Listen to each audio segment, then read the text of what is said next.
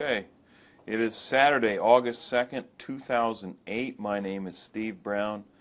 I'm with the Cantigny First Division Oral History Project. We are in Louisville, Kentucky today, and I'm speaking with Mr. Phil Greenwell. Mr. Greenwell, can you spell your last name for us, please? Greenwell. Thank you. To start off, why don't you tell us a little bit about where you were born, your childhood, growing up, going to high school, that kind of thing. I was born in Paducah, Kentucky.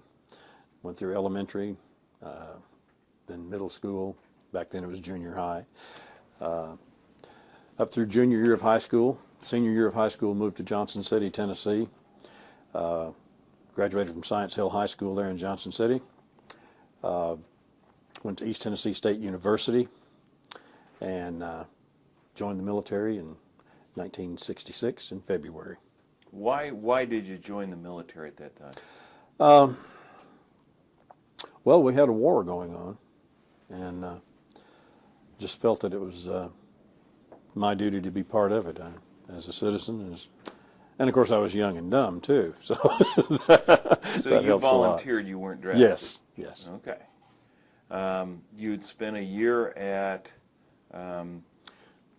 East Tennessee. Mm-hmm. What was the transition like for you? Well, first of all, let me ask you, what did your family think when you went home and said, hey, by the way, I've joined the military? Well, they were not totally pleased with it, but it was expected. My family, with the exception of my dad, who had polio when he was young and could not, have a tradition of military service, and so it was pretty much expected that I would do that. Okay.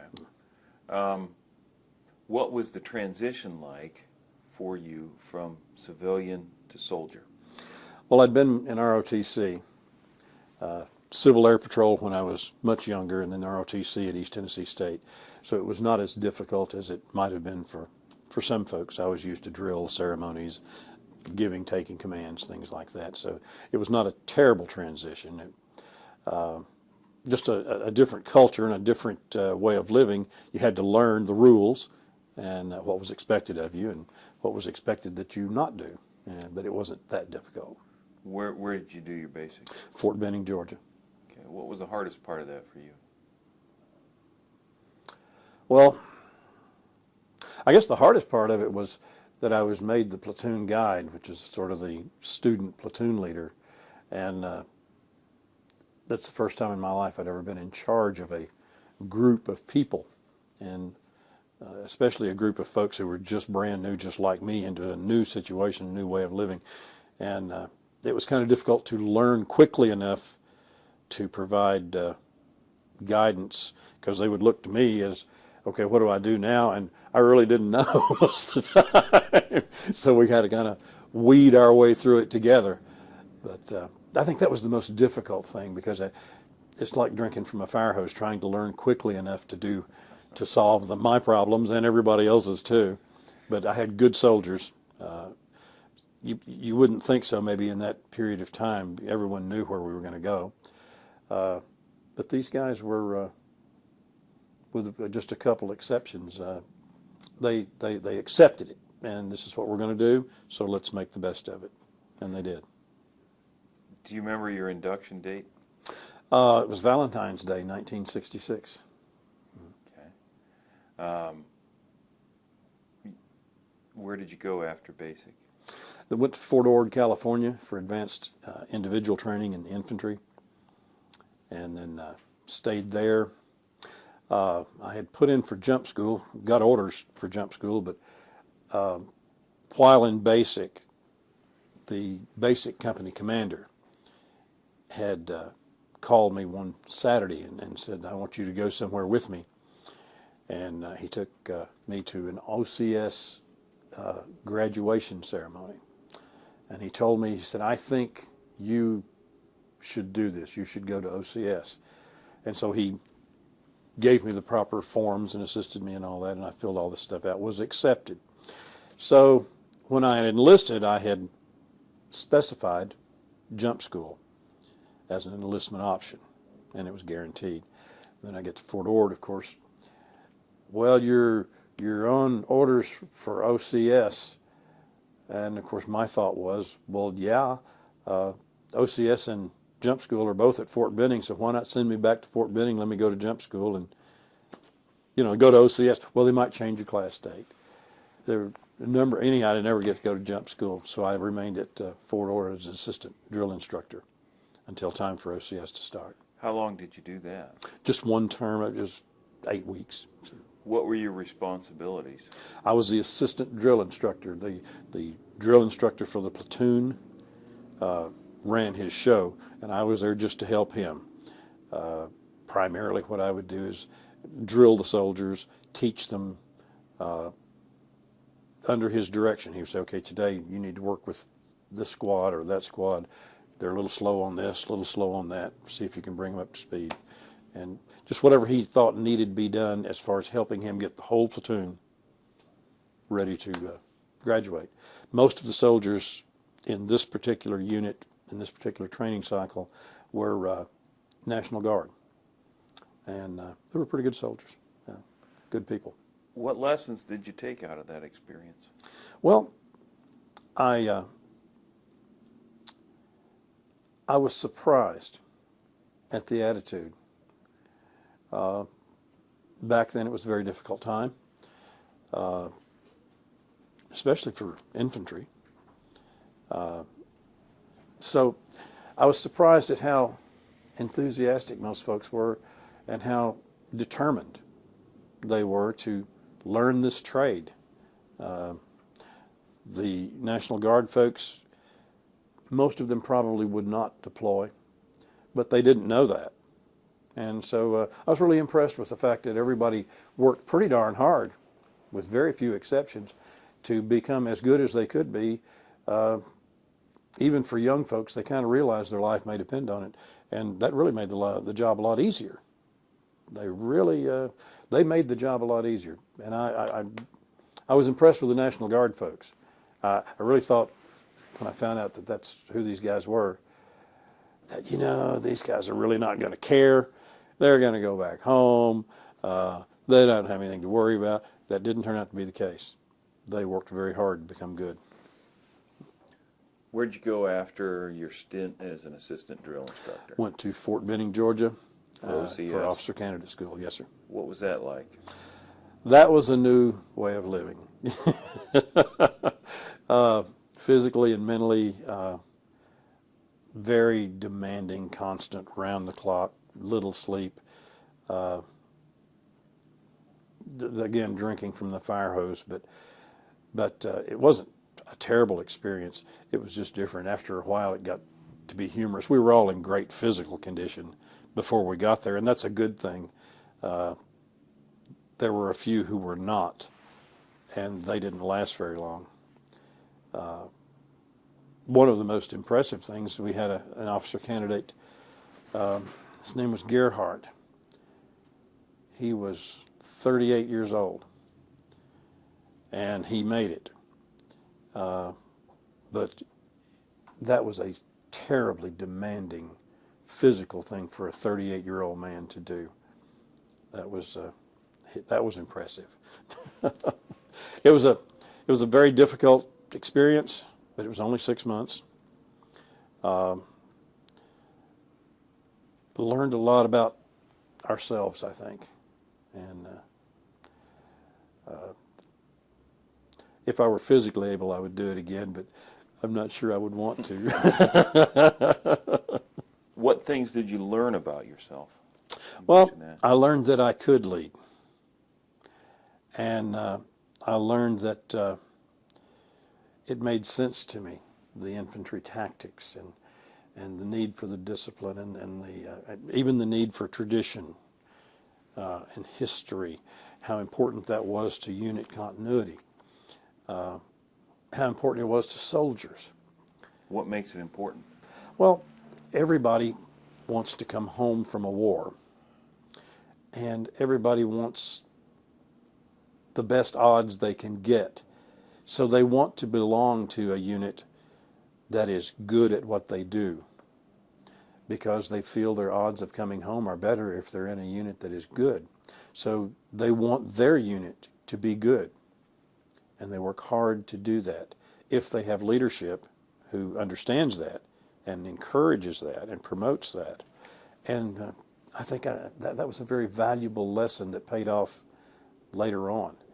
And also had to learn that you have to be able to disagree with people who are educationally sometimes superior or inferior, intellectually the same.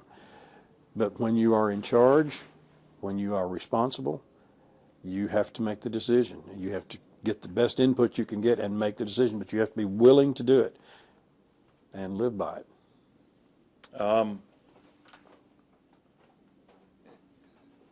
The idea of tradition and history of a unit, how would you convey that to soldiers? Well, part of it is done through the regimental system that we have. There are not really too many regiments in the Army anymore, actual regiments. Most of them are cavalry units. Some of them are aviation units. But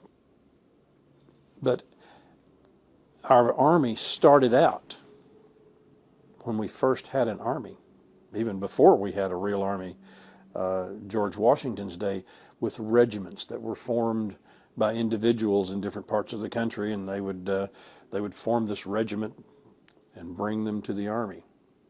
So that system traces lineage back all the way from today, all the way back, in many cases, back to before we were a country. And so that gives the soldier a sense of history, that he belongs to something bigger than himself that has helped form this country, and which means what he's doing now will help form this country in the future, perhaps the world. And it's important they know that they're a part of something that is bigger than themselves.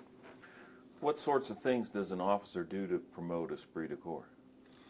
Well, as they tell you when you first assume command, at least they did to me, and every officer I've talked to kind of had the same talk. Your commander, whoever that may be, will somewhere in the discussion remind you that you are responsible for everything your unit, every individual therein either does or fails to do. And then they'll ask you if you got any questions about that, because that's your job. So what an officer, in my opinion, has to do, he has to make sure you're not their friend. You're not the soldier's friend. You're their commander. And you are responsible for them. You're the one who writes the letters home to mom, dad, the wife, the kids, if they die. You don't want to write those letters. So what you have to do, actually, you train them hard. You make them prove themselves to themselves. You make them trust one another.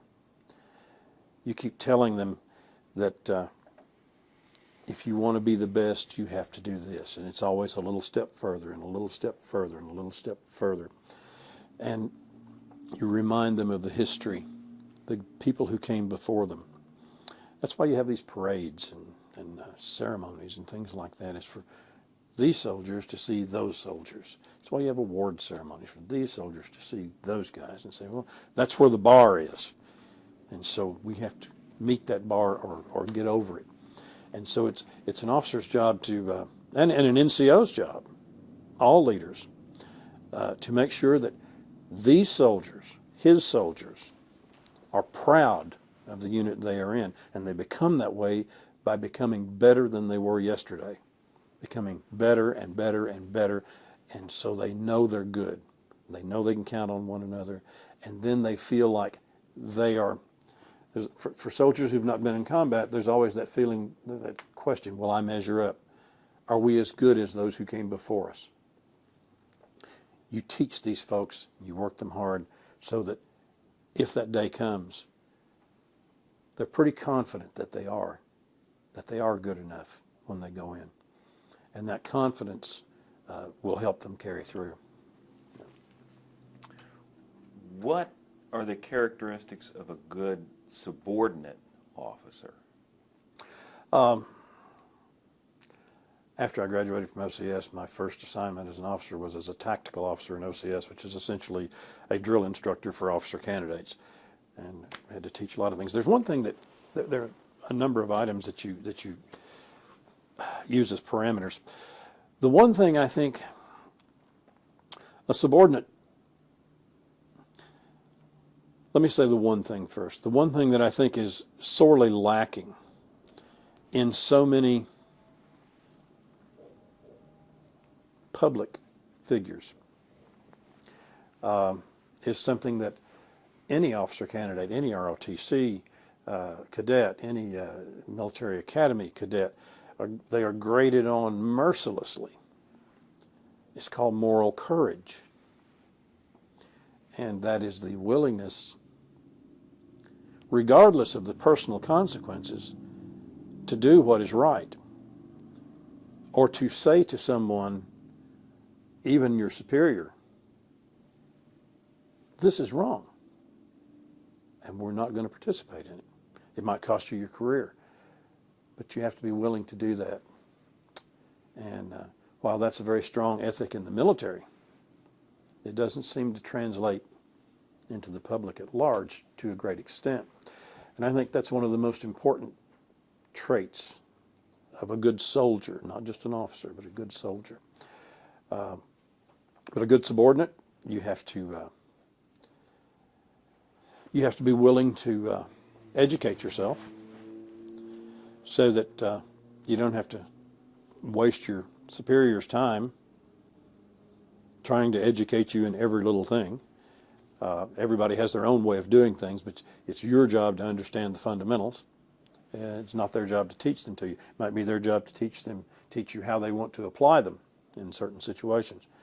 So it's important that you don't stop learning, ever. I think it's important that you are loyal to them, and that you carry out their instructions, their orders, to the best of your ability.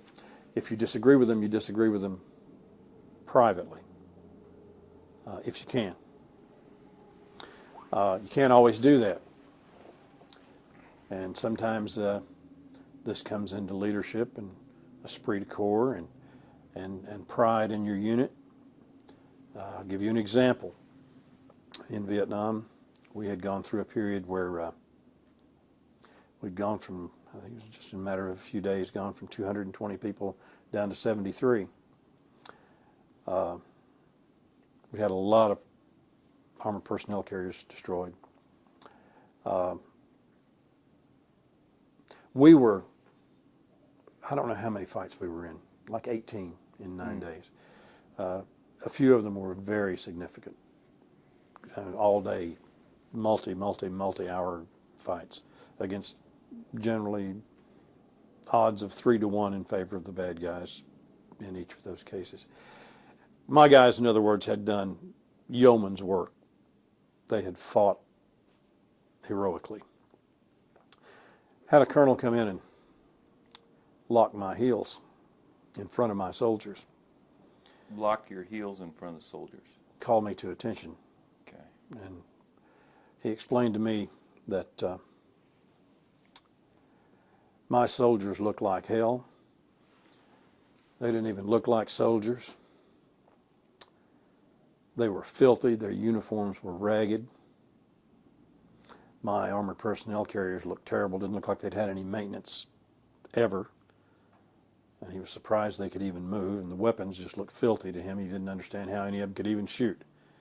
And he was thoroughly disgusted with the looks of my command, and I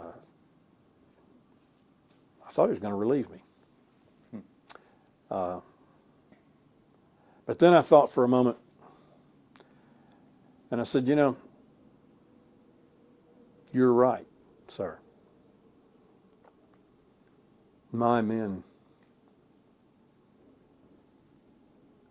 they don't really look like soldiers right now. And they are filthy because we haven't had any clean clothes in I don't know how long. But they have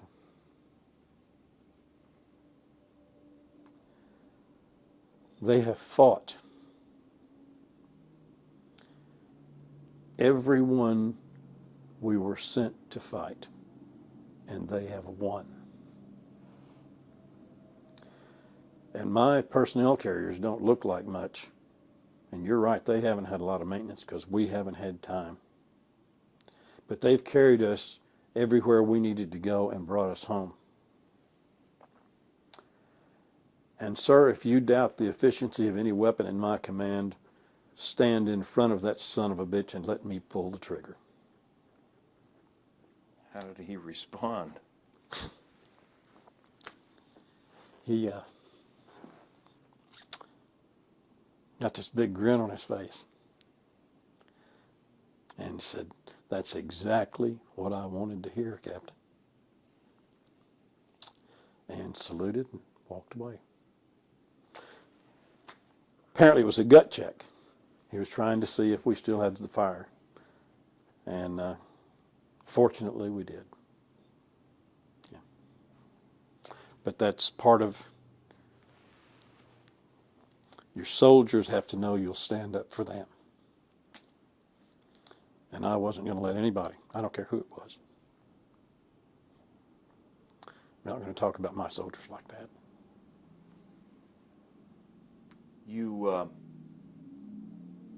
What makes a good, if those are some of the things that are characteristics of a good subordinate officer, what are the good characteristics of a commanding officer?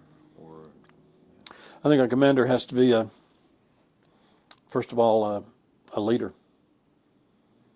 He has to stand up and say, this is what we're going to do. And he has to be someone who engenders trust. His subordinates have to believe he knows what he's talking about. And you have to prove it. You can't just say it. You have to prove it. Success helps a lot in that. You have to be willing to stand up for them, stand up against them. You have to be willing to, I think at different levels. Now, my experience as a commander was only at the company level. So at higher levels, battalion commanders are still hands-on kind of commanders.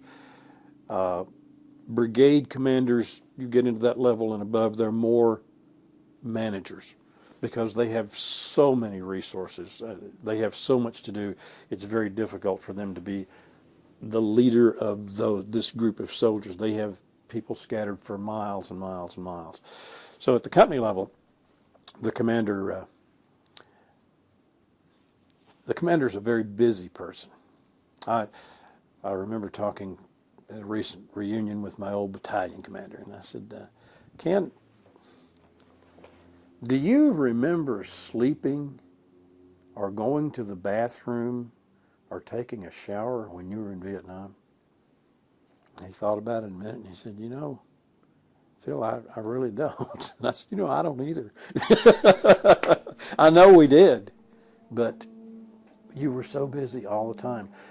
But I think that the traits that a good commander would have would be that he would be loyal to his superiors, loyal to his subordinates, that he be competent, and that he strive always to be competent and to make his subordinates more competent so that they can perform their mission and get home alive. A lot of folks don't understand why we seem so harsh sometimes in the military and so cold. It's not that you're cold at all. You want them to come home alive. And you will do whatever it takes to get them that way, to get them home in one piece and alive. You'll do whatever it takes. Soldiers are just good old American kids. And they don't change and turn into bloodthirsty killers when they become a soldier. They're just normal people put in unbelievable circumstances.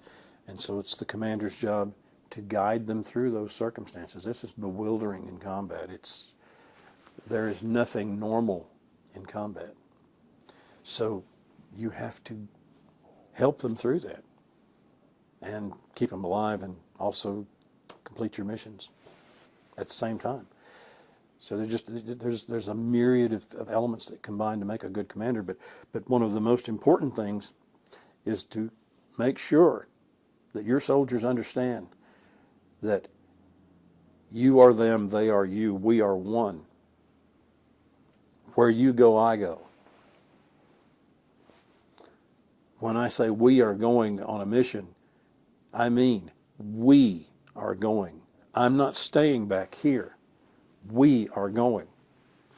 And they have to understand that, you know, there's some things you have to do because you're the boss. Had a little area one day. It was terrible. It was during monsoon, why they had put us in this area. The water table was about this far below the top of the ground. Here we had armored personnel carriers. We spent days just breaking through, and then you'd have to try to drag this one out, and then another one would get this.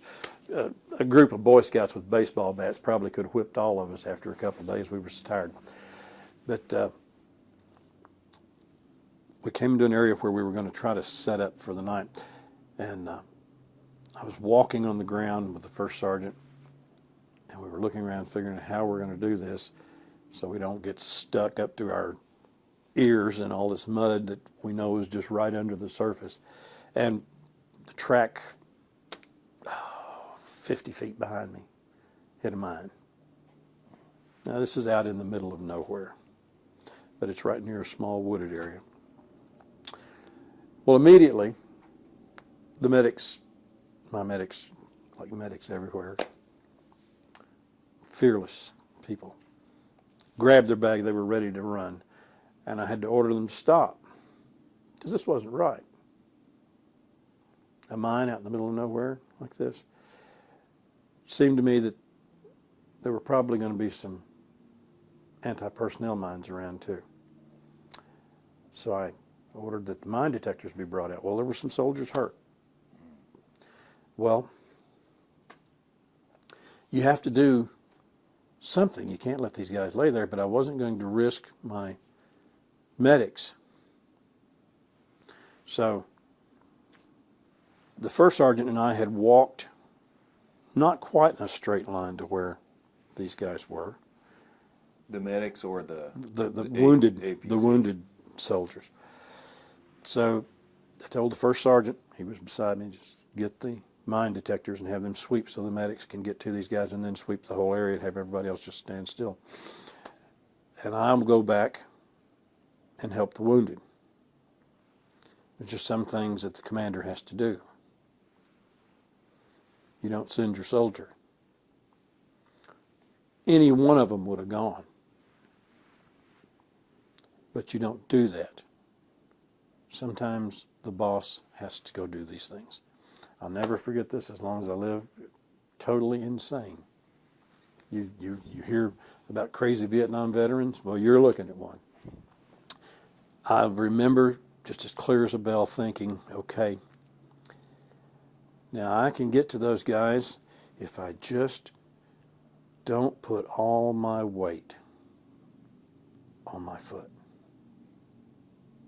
So if I can just not put my foot all the way down, I can get to them. Now that didn't work. So the next step, and thinking the same, okay, I did that wrong. How can I do this without getting any, because I was afraid there were mines under the ground. Finally, after, a few steps, I thought, well, this is insane, so I just walked over there. But I actually thought that I could somehow not put my foot all the way down. It was crazy. But anyhow, the point I was making there is the soldiers would do that for me. They have to know that the commander will do that for them. Or whatever, there are sometimes duties that the commander has or options the commander has that soldiers don't have. They have to know that the commander will exercise those options in their favor whenever he can. They have to know that we're a team. And I think that's the most important thing. I think that the worst thing a commander can do is do his ticket punch. His okay, I just need to be a commander to get promoted, to use soldiers up in an effort to try to self-aggrandize and to build his resume. I think that's the worst thing. Soldiers recognize that immediately. They don't perform for people like that. They just don't work for people like that. And it's not fair for the soldiers to do that. Now, as far as the Vietnam War, I'll say a couple of things, that because these are important to me, and I've said them to my soldiers a million times. The first thing is, I think our military and our senior commanders at the Pentagon level and on down to MACV and all that did a terrible disservice to our soldiers in Vietnam by the rotation policy and by rotating officers into command slots for 6 months and then back out. We should have gone as commanders and stayed for the duration with our soldiers. Rotate the whole unit somewhere for R&R or whatever, but put them back in. It was not fair to those soldiers to have to get a new company commander every 6 months, every 4 months, something. It was not fair. Just as soon as you started getting good at it, they wanted ready to move out. Okay, we need somebody else in here now. That was wrong. The second thing, I've always thought, as long as I live, I probably will, that we were on the wrong side. I thought that we should have fought with the VC, because it appeared to me that the only people in South Vietnam who gave a rat's behind about the people of Vietnam were the VC and the American soldier. North Vietnamese only wanted the country. South Vietnamese government was only interested in their own personal political and financial ambitions. And so if I had it to do over again, I think we should have been on their side. You went from OCS, you became a TAC officer. How long were you a TAC officer? 6 months, one tour. Okay. What happened after that? After that, I went to the S2, S3 section of the United States Army Infantry Center Troop Command. Okay, which what's is S2, S3? S2 is intelligence, S3 is operations and training. This was a headquarters unit, kind of a catch-all for all of the support units at Fort Benning, Georgia. You had your MPs, engineers, the finance people, the personnel people. Well, they all had to have a headquarters for their particular units so that they could have personnel support, financial support, guidance, and things like that. So we were that. And our colonel, it was a major command at Fort Benning. Our colonel answered to the CG at Fort Benning.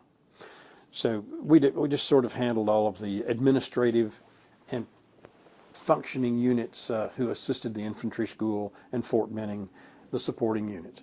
And my S2 functions there were very limited. We had classified documents, but they didn't do anything. I got a top secret clearance there just so I could become custodian of cryptographic equipment, which we had.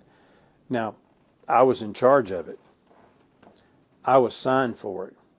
I would have no clue to this day how to turn a single piece of it on, and nobody ever used it. It just sat there. But I had to have a top secret clearance so I could become the guy signed for it. But anyhow, with the operations, we did a lot of planning.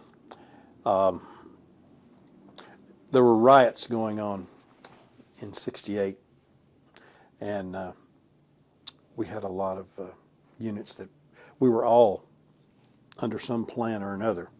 And I had to help write these plans on which units would go where and the training for them so that they could go be assigned to riot duty. I think our MP company deployed to go with the 82nd Airborne. I think they went, I don't remember, they went to Detroit?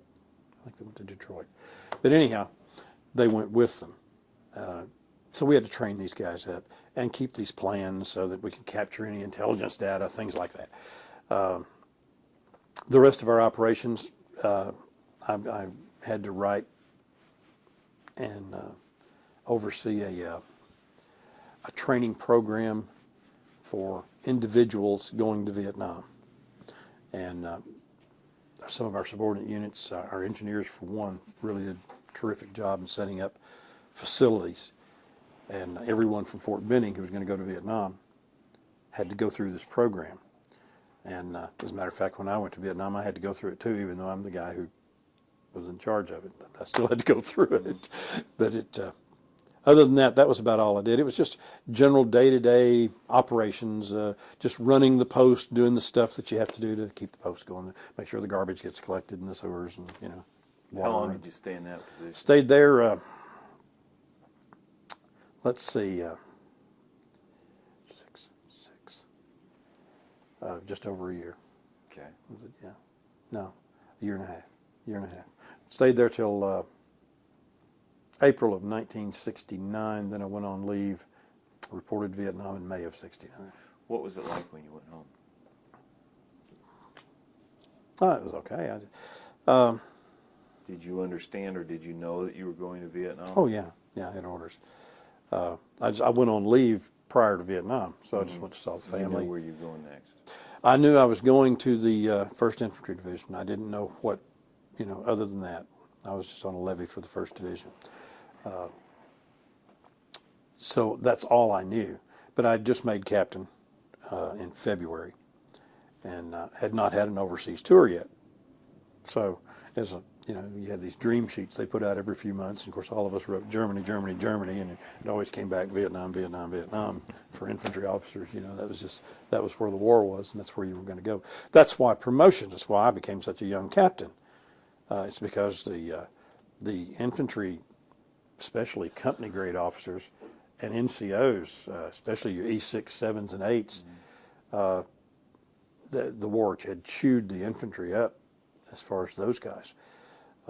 So they were promoting people very quickly. We had the instant NCO program where we had guys coming right out of AIT going to this NCO program where the guy going to be an officer, become a second lieutenant, goes to OCS. These guys went to the instant NCO program and came out as E6 staff sergeants. Most of my platoon sergeants, and for most time I didn't have officers, so they were the platoon leader too. These were these young E6s. They were remarkably well trained. Very, very good soldiers. They were like me, only even to a lesser. We were so unfamiliar with the Army. We were not professional soldiers. We hadn't been around long enough to get to be professionals. We just we were learning as we went. But they were good, smart, sharp individuals, and they sure worked hard and sure led their troops well. I could count on them. Mm-hmm. I never had one of them I couldn't count on. That was impressive. Where do you go next? Well, I went to Vietnam. Let me ask you, when did you get the notice that you were headed to Vietnam next? March of '69. And when do you arrive in Vietnam? May of '69. And you had to leave in between? Yeah, I think it was like a 2-week leave, something like that. Okay. Yeah. Where did you depart from? I left from Johnson City, Tennessee. Well, I mean, did they send you to Fort Ord and then over? Or? No, went from there to Seattle, Tacoma. Okay. Processed there. Then we went from there to Alaska, and then on over from there. Mm-hmm. What was your first impression of Vietnam? It's hot. We landed at night, Cam Bay. It's hot and it had a smell to it. Other than that, there wasn't much. Cam was such a huge facility, it was not much going on there.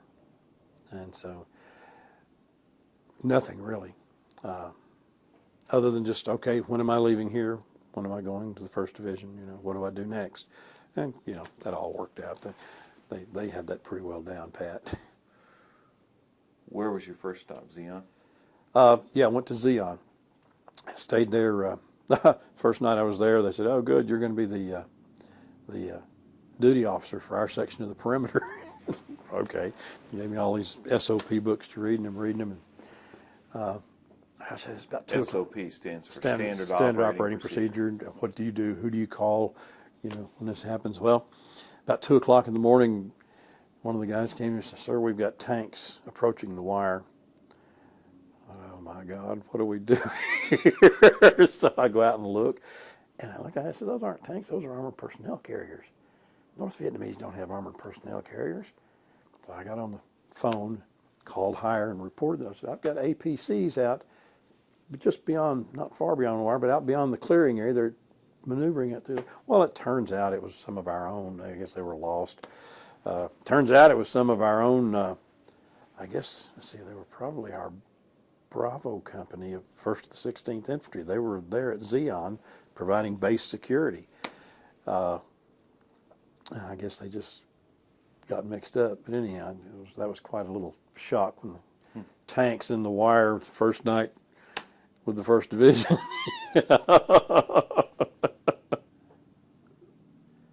Where were you assigned? I was assigned to Like to the 1st Battalion, 16th Infantry, Mechanized 16th. Infantry Battalion. Flew from Zion to Like after you had about a 2-week acclimation period and training in 1st Division tactics and just general SOPs and weapons familiarization and all that. And it was okay. Really, the idea was to get you used to the climate. And so flew to Like, landed at the airstrip there. Battalion Sergeant Major met me. Of course, I didn't know much right then, so we're walking to the Jeep, and I said, Sergeant Major, this wouldn't happen to be a mech infantry battalion, would it? And he said, well, yes, sir, it is. And that was one of those, don't have to walk all year, you know.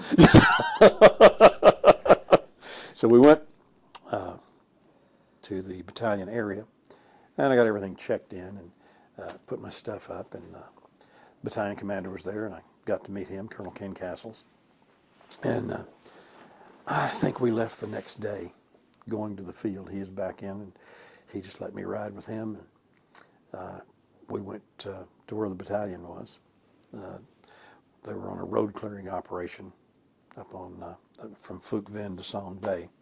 We were escorting the 2 Field Force Rome plows. So they were doing land clearing the about 200 meters on either side of the highway. This was the first time this road had been opened during the entire war. This was 13? No, this was, I think it's QL 14. It's going down the road for 14. That's not Thunder Road. It's No, this was, Thunder Road is 13. Well, a lot of guys called a lot of different roads Thunder Road, but in the 1st Division AO, 13 was Thunder Road. I think a lot of the other guys, the Marines, called Highway 1 Thunder Road. Same reason, mines. But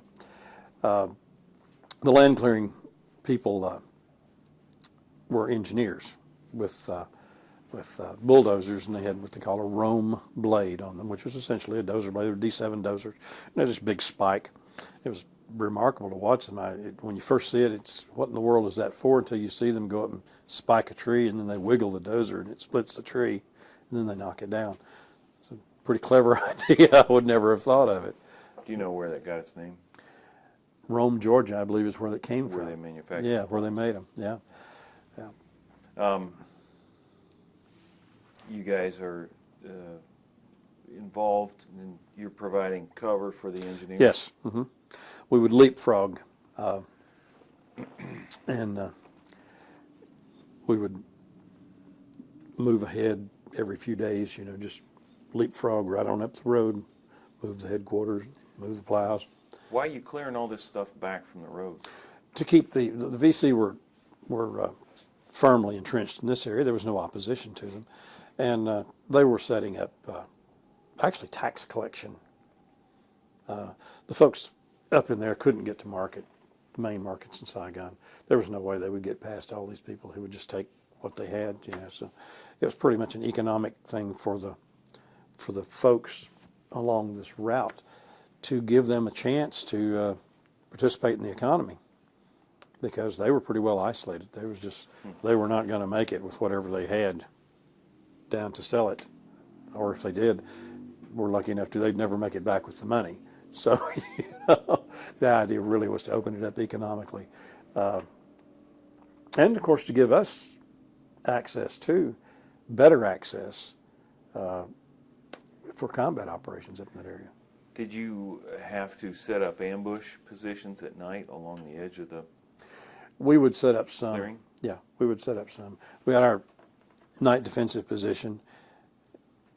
and it was a madhouse. I mean, everybody in the world knew where we were because, of course, at night the engineers had to work on their plows, and so they had guys out there with grinders grinding the blades to sharpen them. You know, we were lit up like a Christmas tree.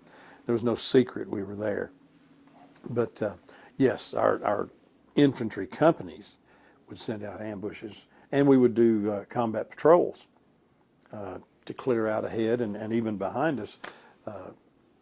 We'd have some troops outposting guarding the tracks. Others would be actually conducting combat operations, combat patrols, to make sure the enemy stayed away, because you didn't want them to have a chance to mass any force and come against a group, say, of a platoon out here with a few roam plows. You wanted to make sure you kept them where they couldn't mass and do that. Pretty Were you successful. also preventing them from mining the road? We tried that. You didn't prevent them from that. We had to sweep the road every day. Every day. It was just part of life. You just had to sweep it every day. They were just mine happy. And so it was a never-ending. I don't know that we ever got to the point where we didn't have to do that or do what was called a thunder run with the armored guys, and that was put the tanks in front and just run down the road and see if something blows up. Sometimes you didn't have time to do anything but that, and sometimes if you didn't have tanks, you did it with APCs. Now that's only if it was just, by golly, there's just not enough time to do anything else. Otherwise, it was a slow, tedious guys out with mine detectors walking in front every day. How long were you on that operation? We were there through the end of May and into June. Was it the end? Let's see. Into June, through June, till about the last week of June of '69. Then we went back to Lyke. We completed that operation, opened the road, the convoys started running. We provided security. All the convoys ran. And from then on, they kept running, and we went back to the First Division. The Rome plows went wherever 2 Field Force sent them next.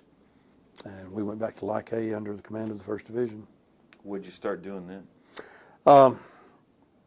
That's when I took command of the company. Ken Kostich was the company commander prior to me, and Ken had come down with a terrible case of malaria. He just stuck it out as long as he could. He got to the point where he had lost so much weight and he just couldn't function. It broke Ken's heart. It just broke his heart. That he had to go to the battalion commander and say, "Look, I can't keep up anymore." Wasn't anything wrong with the job he was doing. He just, physically couldn't do it anymore, and he had to go to the hospital. So Colonel Castles asked me if I would take Charlie Company, and I agreed, of course, and we had the change of command ceremony there at Lyke, and I became one. First night, called my officers and NCOs together, explained to them what I expected of them, what they could expect of me.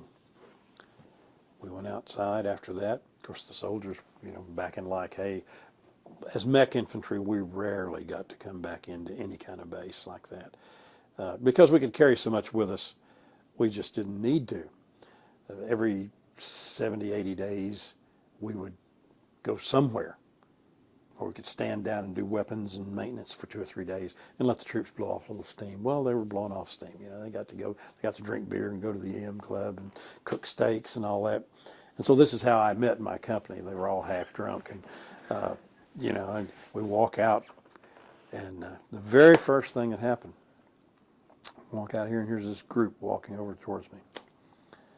And the guy in the lead, his name Henry Curlis, called him Hank the Drifter, a hillbilly from New York State.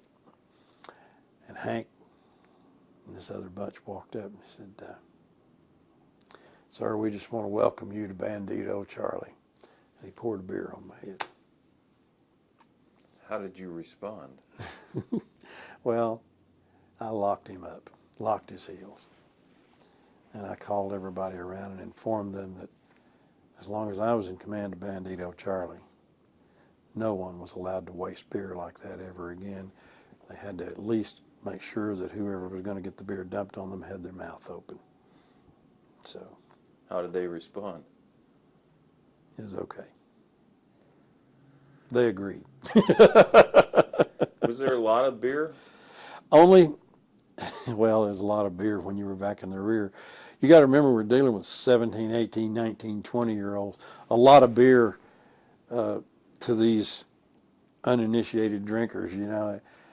I remember one night in Quanloy we stood down, and it had been raining, and after the festivities, so to speak, had ended, the first sergeant and I were out wandering around, gathering up soldiers laying in the rain and in the mud, picking them up and carrying them, put them in some kind of shelter. Because these guys were just kids, you know. They were not heavy drinkers. 2 or 3 beers and boy, they were gone. It was funny. Did you start going out on combat missions then? We left. Colonel put me on point. That was exciting. I was scared to death it was going to get us lost. But anyhow, we took lead and went to Firebase Bandit Hill. We stopped there. I kept my company there, and we secured a little village there. The rest of the battalion minus went on to Firebase Gym, a little place called Claymore Corners. Here we were just northeast of Lyke, and they went up to Firebase Gym. We were here at Bandit Hill. Lyke was back over here. We operated there. Had a MACV outpost. MACV stands Military for? Assistance Command Vietnam. In other words, advisors to South Vietnamese. Okay. And we actually fed the advisors because I would have some of my guys take them some food every day because it was either that or eat what the South Vietnamese ate, and they were a little tired of that. So anyhow, they got into a fight one day, good fight, and we had to go get them out. And they had a couple of the Vietnamese soldiers were killed, and the rest of them ran away, and that left the team there. Well, we went in and got them out, and I got the team leader up on the track with me. His name was Taylor McKinley Bettis, and we put his dead soldiers up there with us too.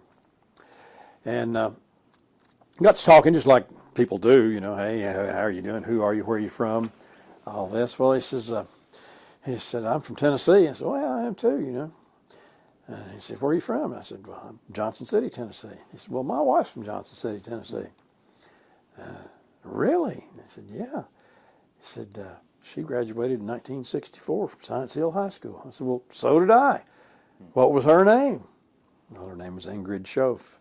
And I knew Ingrid, gone to school with her, you know. She was a great gal, smart girl.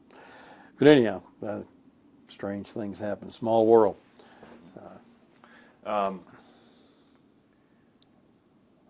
Was that when you see these dead Vietnamese soldiers? First of all, let me ask you, what was your opinion of the Vietnamese soldiers? Boy, there was a wide path there. It depended. We worked mostly with the 5th ARVN Division in the Big Red 1.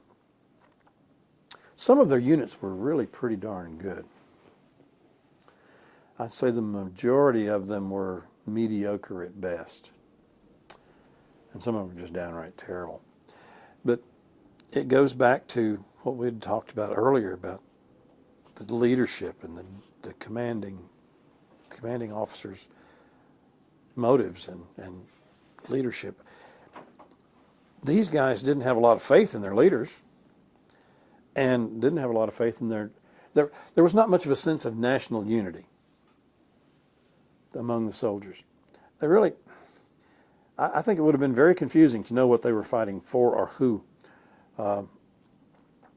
because everything was really more political and economic at the senior levels, and these soldiers were kind of used as just the means to the end for the district chief or the general or the politicians, and they therefore had no real motive to fight other than they got a paycheck. And so if they could avoid getting killed, you know, they would like to do that. And I can't say that I blame them. They were in a similar situation to what you have. You had it in Iraq, and you had it in Vietnam. I told this to my soldiers, briefed the soldiers from Bandito Charlie before they went to Iraq on their last deployment. Here's the situation. You got to remember, you can't win a war like this without the support of the population. You simply cannot. Unless you want to become a dictator and just kill anybody who doesn't agree with you, then you cannot win without the support of the population. So, you have to understand the population. And in Vietnam, it was easy to get really angry because it was so frustrating day after day after day, ambushes and booby traps and mines, and there's nobody to shoot back at in a lot of these cases. And the soldiers really get angry, and they want to kill just anybody with slant eyes. And you can almost understand it, except you have to explain that that's the worst thing you can do. These people will help you if they can. They don't want to die. They just want to live their life. Most of the Vietnamese people had never been more than like 3 or 4 miles from where they were born in their life. So, the thing is, you have to understand, the only people there who didn't have weapons were these civilians. So, when the VC showed up, they did what the VC told them to do and said whatever they thought the VC wanted to hear. When the South Vietnamese Army showed up, they did the same thing. When we showed up, they did the same thing. What the heck else would you do if it was your family and you couldn't go anywhere and you were the only people around with no weapons? You would do what you had to do to get along. It's the same thing in Iraq. The soldiers had to learn that you can't take your frustrations out on the people. The people will win this for you. They know where the bad guys are. Bad guys can't hide in their neighborhood without them knowing it. But if they're more afraid of the bad guys and if they're afraid that you are going to harm them, or if they're afraid that if they tell you something, the bad guys will come kill them, and you won't be able to stop it, they're not going to talk to you. But if you can convince them, in either case, that you really are on their side, they'll work with you as best they can. But if there's somebody in the neighborhood with a rifle sticking in their face, they can't help. And you couldn't either. What was that like for your men and for you? It's very frustrating a lot of times. But I think early on, I was a very fortunate person. Early on, I had a situation. We were working out of Bandit Hill, working over to the southeast. A lot of rice paddies around this village, and rice paddies. You really hated to run these tracks over them. Sometimes you didn't have any choice because it took years to build all these things up, and boy, you would knock gullies in them, you know, and they'd have to fix this stuff. Water would drain out. Yeah, and the civilians would have to fix it. You really hated to do it, but you had to sometimes. Well, anyhow, nearly dusk one evening, I had a platoon was on a patrol, mounted, and they called me and they said, and it was past curfew by a few minutes. Curfew for whom? For the civilians. Everybody Who knew. established the curfew? The military, the South Vietnamese government, actually. Okay. So we've got a group running to the village. Can we engage? And I thought a minute, group running to the village this time of night, you know. I asked the platoon leader, can you catch them? He said, yeah, I think we can. I said, run them down, see who they are. And they did. It was a bunch of kids. It was a bunch of kids. They just got out too. They'd been out messing around and it was almost too late getting back. I was lucky. That drove it home. We don't engage unless we know who we're shooting at. Heck, I've seen my guys in the middle of gunfights. I'll never forget one old man with a water buffalo. We were in one hell of a gunfight, and my guys were doing everything they could to save this guy. He was right in between us and the bad. The bad guys were right on the other side of him with machine guns. They killed him, but You know, How was it that he got stuck in the middle of that? Do you know? he was going down beside off the road with his water buffalo, and the VC had or the North Vietnamese, wasn't the VC, had an ambush set up. Well, they sprung the ambush. They weren't concerned about him. Of course, he didn't know where to go, and my guys were trying to get to him to shield him, and they couldn't get there quick enough. You know, he had nowhere to go. We were here on the road, and they were there in the tree line, and he was just in the wrong place at the wrong time. You know. How did you feel, if I'm trying to sort this out, going back a little bit, you guys picked up the dead Vietnamese bodies and brought them out. Was that the first time you'd seen dead, combat dead? No, we had, when I was S2, we had some contacts on the Rome Plow operation. Okay. And so I would go there, get intelligence, see what I could find from them, papers, things like that. What effect did that have, dealing with dead? Not much, really. They, I expected that. That's just war. It's not something you look forward to, but it's something that it's kind of real. People say, well, what is it like to shoot somebody? Actually, at least on my part, it was relief. Why? Because he wasn't going to shoot me. And that's, at least that was the initial, thank God. I got this guy. He's not going to shoot me. I didn't dwell on it too much, because that's really kind of the way wars work. Soldiers are put in a position where you'd better kill the other guy or he's going to kill you, and it's not God, mother, or apple pie. It's you and the guys you're here with wanting to be alive and go home. That's the motivating factor, you and the guys primary, around you? yeah. It's true. You do fight for each other. You're not standing up and saying, "Come on, boys, this is one for the Gipper," or anything like that.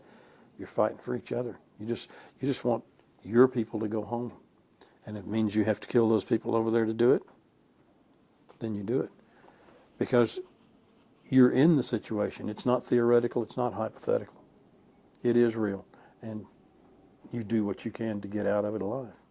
Mr. Greenwell, we talked a little bit about what your mission was, what you were doing in the First Division in Vietnam, 1969. Can you tell me about September 1969? September, well, we go back to, I don't remember the exact day. It's in the history books. We were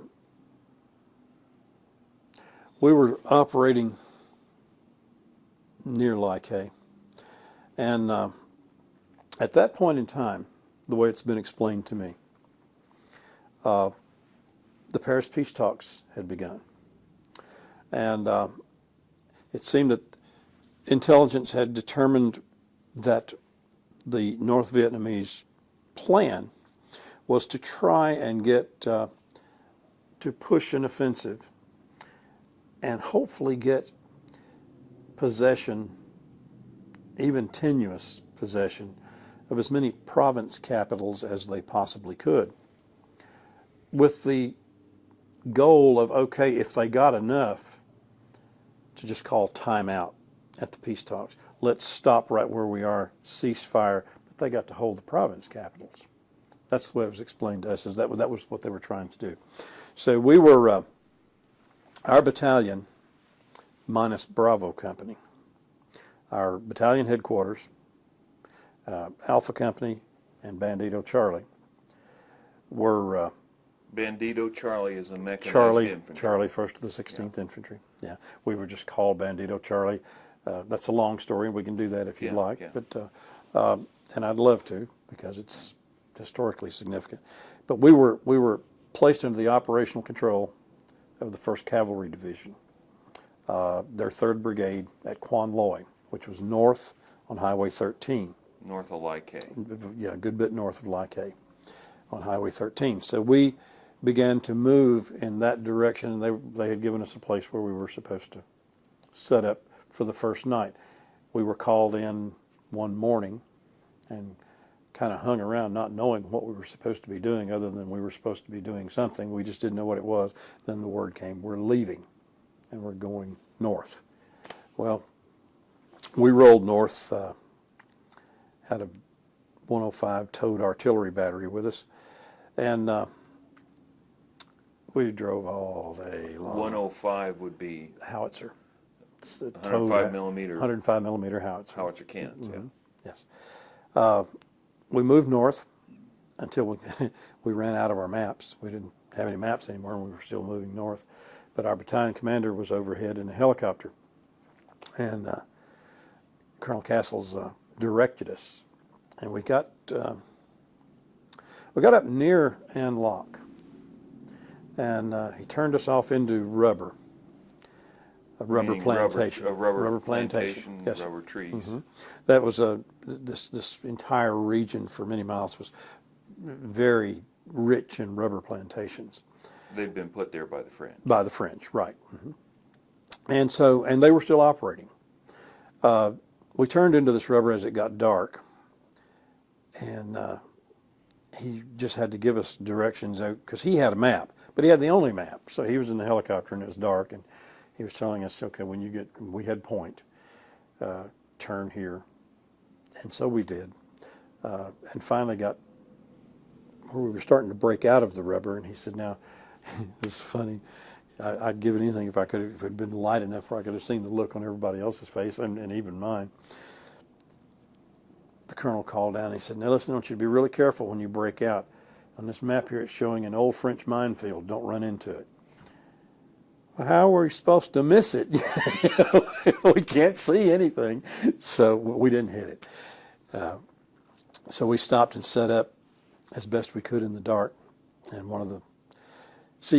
these military legends, they're really not what they're cracked up to be. But we scored points that night. Here comes Alpha Company. They're behind. They can't find where to turn. So I get this call from Alpha Company commander. Is there any way you could put a marking? See, I had my own mortar section. So is there any way you could put an aluminum round or something up over that intersection? Well, of course, we didn't have any maps. We didn't know where the intersection was. We knew we had turned on an intersection. So I went over and got Sergeant Roy Watkins, Sergeant First Class Roy Watkins. He was in charge of my mortars. And we got down on the ground and started drawing by flashlight. Okay, now, it was about so many minutes, and we did this, and we did that, and we did this. And so he says, well, we'll give it a shot. So he goes over in his fire direction center and tells these guys, I want you to, this many mils of azimuth and elevation, and put an aluminum round in. And they fired it. And just a few seconds later, Alpha Company commander calls back and says, I don't know how you did it, but that round is right directly over that intersection. And we were sitting there saying, we don't know how we did it either. But we didn't tell them that, of course. We just let them know it's just pure skill. You said we're good? Yes, well, we just told them, did you expect anything else? But we were just, golly, how'd that happen? But it was a good night for us. So they came up. They came up. We finally formed the perimeter. Then the next day, this was just to stay the night. We were not going to stay there. The next night, we went further on. Let's see. I think we went to, I think we established a base at Eagle 2, which was just north of An Lock. Later on, we went further north, about the midway point between An Lock and Loch Nin, and the battalion set up a fire base there. And we would operate out of there. One company would operate out of there, the other company would roam. And we had a battery of 155 self-propelled howitzers that set up with us there. that was cause for an interesting evening in that we came in to take over Palace Guard, which just means you've come in out of the field to guard the battalion headquarters. Alpha Company had already gone. It was dark, or almost dark when we got there. So I told Will, my driver, find us a place over here to set up. And First Sergeant and I were out trying to place our vehicles and coordinate lines of fire and work with platoon leaders, platoon sergeants to get the defensive set up because it was dark. We'd never been to this place. We didn't know what it looked like, but we had to defend it. And 1st Battalion headquarters was there. The artillery battery was there. I think there was some South Vietnamese soldiers there. Anyhow, we got all set up and went over, and on the side of our APC, we took a shelter half, a tent half. APC is Armored Personnel Carrier, M113 AE1, Armored Personnel Carrier. Considered still, I saw on the History Channel the other day, they have this best fighting vehicles of all. It's still considered the best infantry fighting vehicle of all time. But anyhow, we spread the shelter half out and staked it to the ground. We would sleep under it. Sometime early in the morning, the entire world ended. The loudest noise I'd ever heard in my life, dirt, dust, sticks. We thought we'd been hit. Something had come in on us. We didn't. It was just, oh my God, people checking each other to see if we were hurt. We didn't know what was wrong. Well, it turns out that Will had parked the track here, and one of the 155 self-propelled howitzers was here. And in the middle of the night, he was going to fire harassing and interdictory fires. And the muzzle of the gun was right over the top of where we were asleep. Bad choice of place to spend the night. Yeah. Oh, Lord. But fortunately, no one was hurt. Eardrums bleeding a little bit, but other than that, it was all right. It was okay. But we operated there. Now, that was just we were in contact almost from the first day, sometimes 2 or 3 times a day. In contact with the enemy. Elements of the 9th North Vietnamese Army Division, mostly of the 272nd, 273rd Regiments of the 9th Division. They were coming out of Cambodia. We were about 9 or 10 kilometers from the Cambodian border to our northwest, and they could come from there. The way I understood it is that their goal was to take An Loc, or Loc Ninh. Those were province capitals, and we were kind of in between them, with our emphasis primarily being towards An Loc. The 11th Armored Cavalry Regiment was further north, and they were looking after Loc Ninh. But we actually wound up being part of being OpCon to the 11th Armored Cav after the first big gunfight we got into, and in the middle of the night called in a resupply mission to the 1st Cavalry Division, who have 250 caliber machine guns per battalion, I believe. Well, I had 20 in my company, and we called in an order for 250,000 rounds of 50 caliber ammunition to resupply us from that day's fight. And they didn't have that much in the whole division. So we were immediately OpCon to the 11th Armored Cav. They were accustomed to orders like that for 50 caliber ammunition, but regular infantry units, you don't carry a 50 caliber around with you on patrol. It's too big, too heavy. So that was kind of funny. Well, any significant, you say you're in contact on a daily basis. Some very small firefights? Yes, we were in several. The first firefight that of any real significance, we kept running into units, but they were small groups. We were just running into them, and some of them carrying rockets, and we would capture the rockets. A lot of times the guys would get away, we'd capture the stuff they were carrying, and maybe we'd get one, maybe we wouldn't, but more often than not, it was just small groups. We hadn't got into any really serious fight. Let's see, I'm trying, there were so many. The first major gunfight was on the 12th of August, 1969.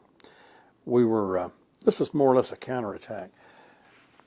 we knew that the 9th NVA Division had come into country and were operating and trying to attack the province capitals, and our goal was to interdict them and try to catch them trying to get back out. And we had pretty good intelligence because on the 10th of August, a helicopter had spotted a large group of North Vietnamese soldiers. The battalion commander took my 2nd platoon and air assaulted in. It looked like some of them wanted to surrender.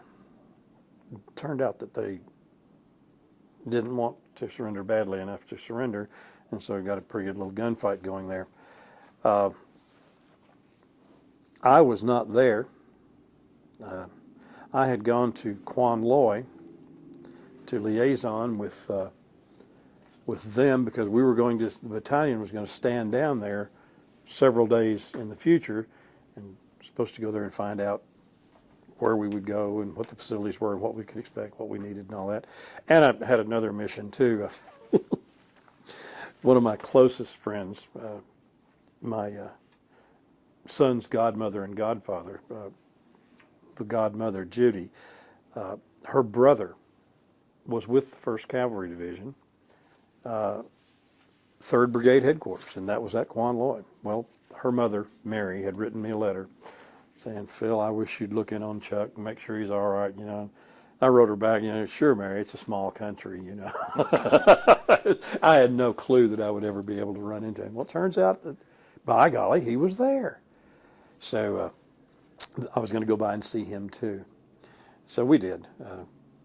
First Sergeant and I got cleaned up as best we could, and we drove there, and we got out and went to the brigade headquarters to look for him.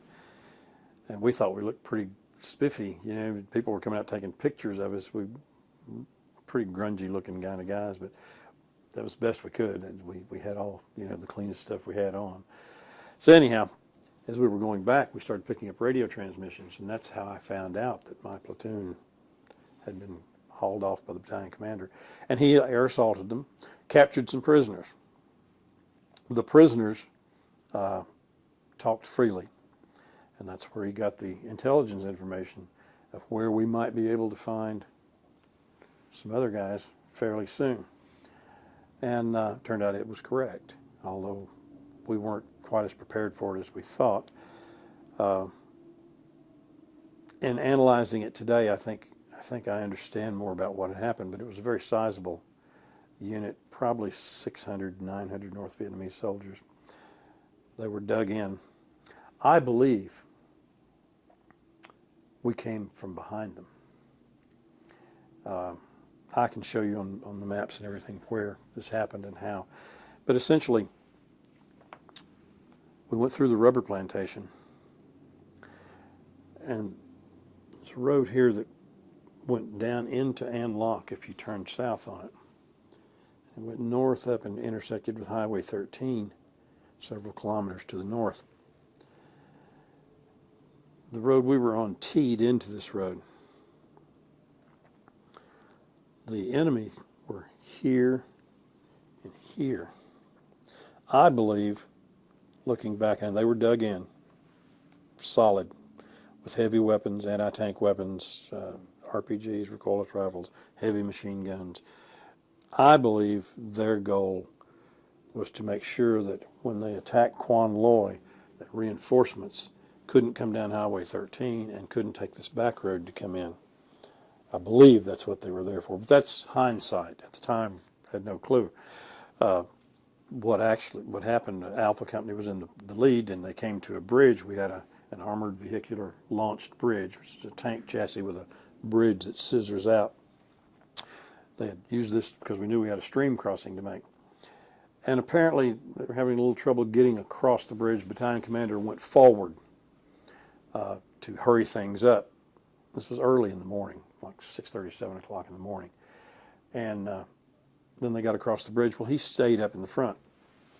And when we got to this T, the North Vietnamese opened up, because it was a slight hill going up both ways. You're kind of in not a real valley now, but it's a very slight rise either way. On the other side of this road here, the terrain dropped off pretty seriously right there on the other side of the road. So they opened up here and knocked out the first track. Actually, it wasn't the first track. We thought it was the first track at the time. Turns out it was the second track of Alpha Company. Set it on fire. Alpha Company, in the meantime, had run in here and they were bunched up. And they were fully engaged now from both sides and they couldn't maneuver. I remember Colonel Castle just calling me and said, "Phil, get up here." And so we came up, saw what was happening once we came. We were in rubber, but right here at this point, right here to the north, there was a clear area in the rubber. Why, I don't know. It was clear. About the size of a football field or so.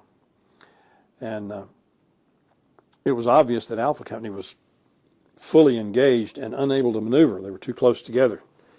So I had a rifle company from the 1st Cavalry Division, Delta Company, 5th of the 7th Cavalry, riding on my tracks with my company.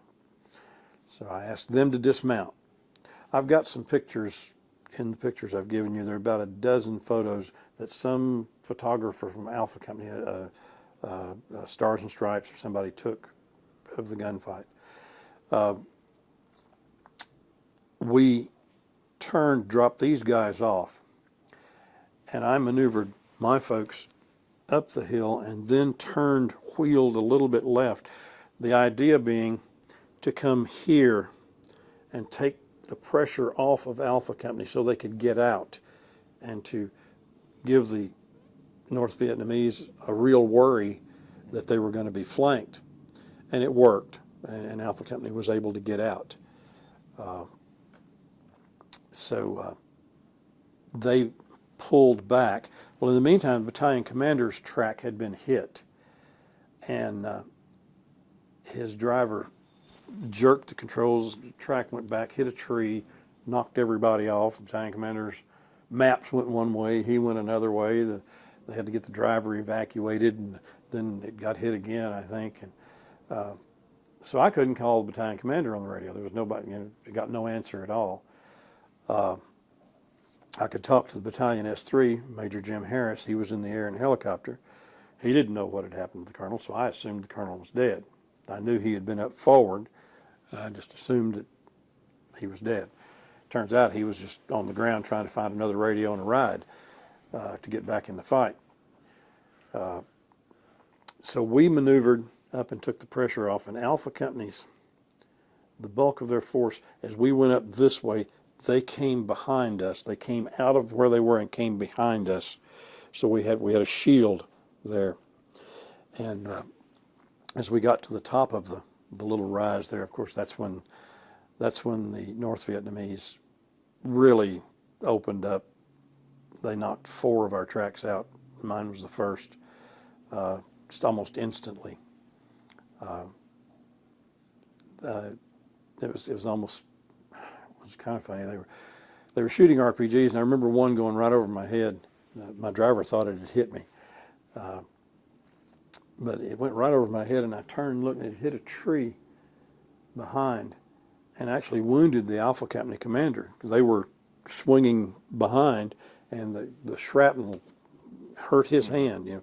Almost cut his fingers off. But then we got hit once, then again. And the first one melted the motor, and the second one blew the inside out. Of course, it knocked us off the track. I learned a valuable lesson that day. I carried a shotgun. I figured when it was time for me to start shooting, a shotgun was about right. But I had my web gear on the back of my seat. Web gear? The gear that you carry your ammunition in canteen. I had it on the back of my seat instead of on my body. And of course, when I went off, the web gear was still up there with all my ammunition in it. And of course, the shotgun only holds 5 shots. So I was going to get that, and a machine gun from the North Vietnamese stitched the seat and knocked all the bullets, the shotgun shells everywhere. I looked like a squirrel trying to gather acorns, trying to pick shells up off the ground. Felt very bad about all this. my first sergeant, Al Herrera, had been on R&R. He just got back. And his track remained behind to guard the bridge that we had left to go across the stream. And I called him up and I said, First Sergeant, why don't you get up here and ride with me? And tell me about R&R. I'm going to go someday, tell me, and I can fill you in on what we've been doing since you've been gone and all this. Because we were back down south when he left. He comes back, and here we are up here where lots of bad guys were. So he was doing that, and he was sitting right here next to me. Well, he got hit when we were here. An RPG hit the track beside us and splashed Al. He was trying to help some wounded soldiers, and it splashed Al and got him pretty good. My driver, Ron McAdance, when the first RPG hit, it caved the side of the APC on his right side in and crushed his arm a little bit. And he's sitting on the left side? He's sitting on the left front down in the hatch. And he couldn't get it, bent it far enough, he couldn't come back through the track. He was going to have to go out the top to the front where the enemy was. He had an M79 grenade launcher, and he was using that with one hand, shooting at the enemy concentrations of enemy soldiers. And the second RPG hit us, and it severely wounded our gunner, Al Kalchek, on the back of his legs, terribly. So the gun stopped. I was on the radio by that time trying to get air and artillery support and talking to Major Harris, trying to find out why I couldn't talk to Colonel Castles, and trying to maneuver the company. Mac jumped out of the track, ran around behind, got Al down out of the gun turret, out of the gun hole, and got him back, and they were working on him. Another RPG hit and wounded Al again, both Als, Al Kalchek and Al Herrera. The medic came. Mac got up on the gun. Al had shot the riflings out of the barrel, so he couldn't hit anything with it, but I handed him some ammunition anyhow. He just reloaded the next box. I don't know if it's the second, it's probably more than that. Another RPG hit and splashed Mac all down the side of here, and he dropped out of the hatch, screaming, I'm hit. And I grabbed him and I looked at him and I said, well, Mac, you're all right. And he said, oh. He was fine then. He wasn't all right, but he went back to help, and he helped get the wounded down the hill. I told First Sergeant, I said, you get these guys down the hill. I didn't realize the First Sergeant was wounded as badly as he was. It didn't show exactly. I said, I'll get these guys down there and get them evacuated, because we had several wounded on top of this hill. I said, Foe and I, the forward observer, will cover you from here. And actually what had happened, the second RPG that had hit had sent shrapnel up under Al's arm and cut this artery up under his arm. And the medic couldn't stop the bleeding. And Al knew, because he's a first sergeant, he'd been around this army a long time, and this was his second tour. He knew things were going to get bad pretty quick, losing this much blood. So he stuck his thumb in the hole and had the medic tape his arm so his thumb wouldn't come out. Saved his own life. And stayed conscious and directed the evacuation of all these guys. Remarkable. Anyhow, they got down the hill, and the other wounded got down, and forward observer and I, finally he got down to, I was down to one shot left, and he was about out of ammunition. In your shotgun? Yeah, he got shot in the leg. I had gone forward and thrown a couple of grenades because I needed to see a little more of what was in front, and moved forward in front of the track. Stupid amateur, stupid mistake. Rubber plantations, every tree has its own water trap. Its own what? Water trap. Which is around the bottom of the tree? Well, it's not around it. it's just on one side of it. I'm not exactly sure that there's got to be a reason for it, but it's like a foxhole. Every tree has one, and so they're there for anybody to use. Well, there was this North Vietnamese soldier. He was just right in front of us, right behind this tree, and I walked right past him, and he stabbed me right here, just barely. I didn't even know he'd done it. I knew he came at me, and I shot him. I didn't know for 2 days that I'd had a cut here, because it didn't hurt, but he didn't shoot me, and I don't know why, but thank God he didn't. But anyhow, I got back behind the tracks after that. That was a really stupid move, but I did see what I needed to see, and I knew that we were not going to be able to hold right here where we were, and we needed some air and artillery. It was not allowed. I'd talked to Major Harris on the radio. Was not allowed to fire air, artillery, gunships, nothing, no fire support. They said that one of Alpha Company's tracks was missing, and we couldn't shoot for fear of harming our own soldiers. Well,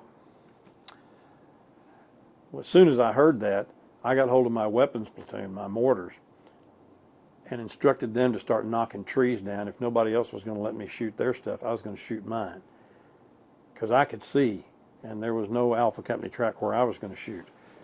But we couldn't knock the trees down, and we didn't have enough plastic explosive to blow to keep so the shells could get out. So that didn't work either. So anyhow, foe got shot in the leg. I grabbed him, put him on my back, and we went down the hill. Stupid soldier humor. We kept falling down. I was trying to go downhill, and bullets were whizzing by. And he says, the only reason you're carrying me is because that way I'm behind you and they'll shoot me first. And we kept falling down. He said, you're going to kill me if you just keep falling down, And then we got most of the way down, and it dawned on both of us at the same time. It was just like a revelation, because Alpha Company had reformed on the road, and the 5th of the 7th Cavalry soldiers were interspersed in between the Alpha Company tracks. And we looked up there at that, and he said, sir, if just one of those guys thinks we're VC, they're going to chew us alive. Everybody's going to shoot at us. And boy, we were just, oh, please, don't mistake us for the bad guys. They didn't, fortunately, because if just one of them had thought we were the bad guys and opened up, everybody would have shot us. But it turned out it was okay. They didn't. Did you receive Silver Star for this action? Yes. Yeah. With the 1st Oakley cluster? No, that was the second award of the Silver Star.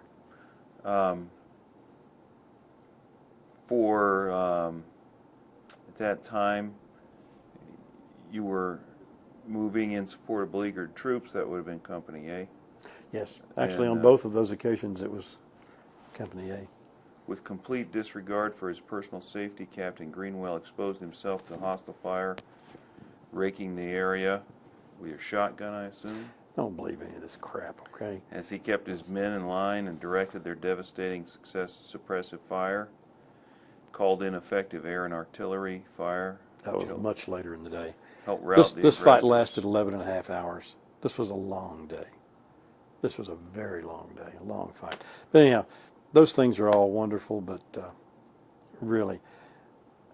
Organized the evacuation of wounded comrades and assisted in the medical evacuation of casualties. In other words, you carried a man out on These your were back. you got to understand, this is my job.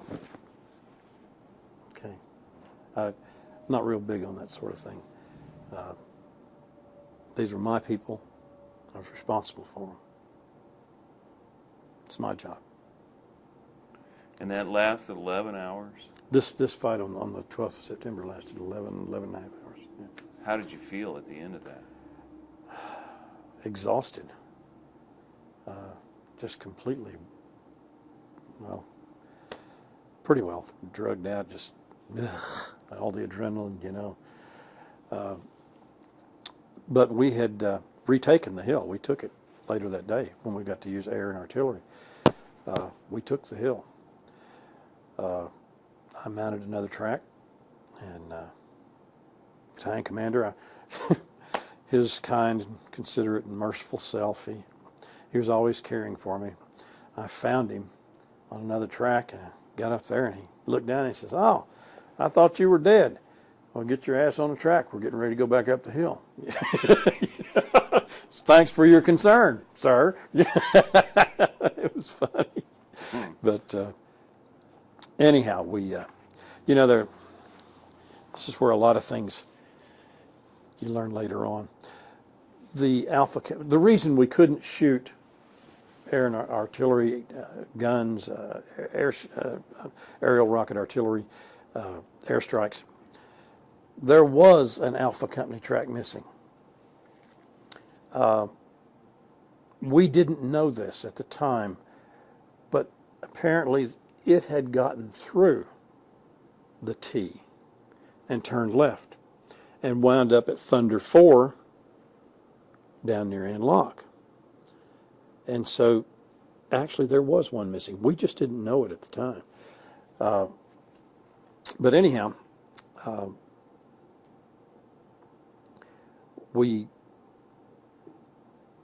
let's see, Major Harris, the Battalion S3, was in the helicopter. He went because we were going to push the bad guys, and there was a village, I don't remember the name of it, it's on the map, I could show you, and there was a South Vietnamese outpost at that village.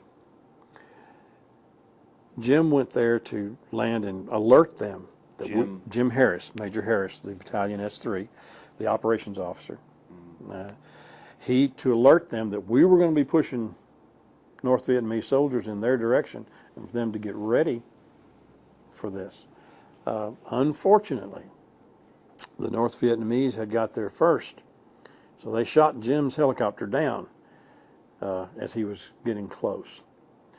They were rescued and all, and nobody was captured or anything like that. But the North Vietnamese had already taken care of the outposts there for the South Vietnamese. We then, at the end of the day, we retired to Eagle 2, which was just a few kilometers. Oh gosh, it was just outside the river, I'd have to look at. There's so many of my days get mixed up. We went back on the 13th and policed the battlefield. I remember there were a number of North Vietnamese soldiers in hasty graves. One we came across, it was up near where the section of the hill I had been. You got to understand that this is scattered over a pretty wide area because we cover a lot of ground. The North Vietnamese had tried to flank us off to the right with what looked like about a company-sized element, and I had sent a platoon over to block them. Funny, one of my guys. It was a pretty serious thrust they were making over on that side, and one of my tracks, a guy named Doug Ludlow was a sergeant in charge of it, and his driver was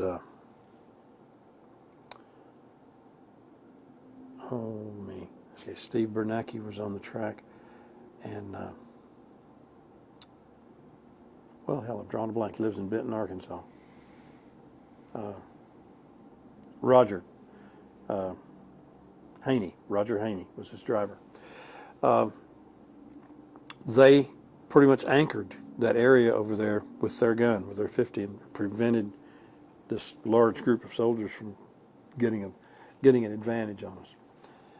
And they burned the barrel out, they changed the barrel, fired again until the gun wouldn't shoot anymore. The gun caught on fire. This was a problem we had in mech infantry and big gun fights that you never anticipated. In major gunfights like this, we had our gunners with sometimes second-degree burns. We would have to dig them out of the shell casings because the empty shell casings would just build up. They couldn't get away, and they would just take oil and dump it when they were changing boxes of ammo. They would just dump the oil to cool the gun and to lubricate it, and this caught on fire. and their riflings were shot out again. They didn't have another. These three guys dismounted and went up to the top of the hill where the bad guys were. They fought their way to the top of the hill, took a gun off a disabled APC up there, brought it back, remounted it, and held the position. Wow. Go figure. You do what you got to do. And you received, now, this is not to discount their bravery in that action, but you received another Silver Star in September of '69. You Yes. got one August and one September. Yes. For similar actions. Why are you doing that? I'm sorry, I don't understand. What is the motivating factor that keeps you going? You're under fire, you're hauling your wounded out, you are laying down fire to protect your men. Why? Well, it's my job.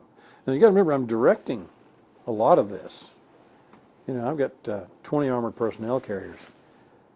Each one has a 50 caliber machine gun. I've got 3 mortars. I've got a couple hundred soldiers, infantry soldiers. See, you got a ballet going on in this. You have to ascertain the enemy positions, try to deduce his capabilities, his intentions. How are you going to counter that? How are you going to maneuver? I've got platoon leaders or platoon sergeants in some cases. You talk to them and say, okay, I want you to do this. I want you to go here. I want you to develop a plan. How am I going to fight these guys? And you do this like this, and it's constantly changing in a gunfight, you know, because this is not some major strategic game. This is tactical, and it's in the moment. So you have this ballet going on. Okay, now I've got armored personnel carriers. I fight them. I set so many troops on the ground, and I fight them as ground infantry. I maneuver. Then I have artillery support. Where's it coming from? What's the arc of fire? I've got gunships. They have to know where this is coming from. Have tactical aircraft. And when can this hit? And when can this hit? And where will my soldiers be? And is it safe to shoot? Are my soldiers going to be too close? Can I bring this to bear? Can I not bring this to bear? This is ongoing. It's like a ballet, and you're choreographing. And that was my job, to do that sort of thing. Anything else was just like there on the 12th. It was down to just some of us there. We had to get back, regroup, and come back and fight some more, because in the initial phase of it, they whipped us. The most amazing thing, and it's impossible for anyone to understand unless you've heard it. I know you've seen all the movies and you've heard and you hear people just screaming. You know, the movies, they're just screaming into the radio. The reason, you can't imagine how loud it is. It is deafening. The noise is. I've played in rock and roll bands. I mean, trust me, there's no amplifier ever made like this.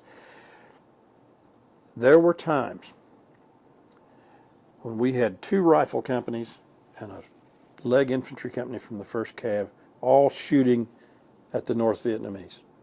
There were times during that gunfight when the sound of the North Vietnamese guns drowned out the sound of the guns that were right next to us.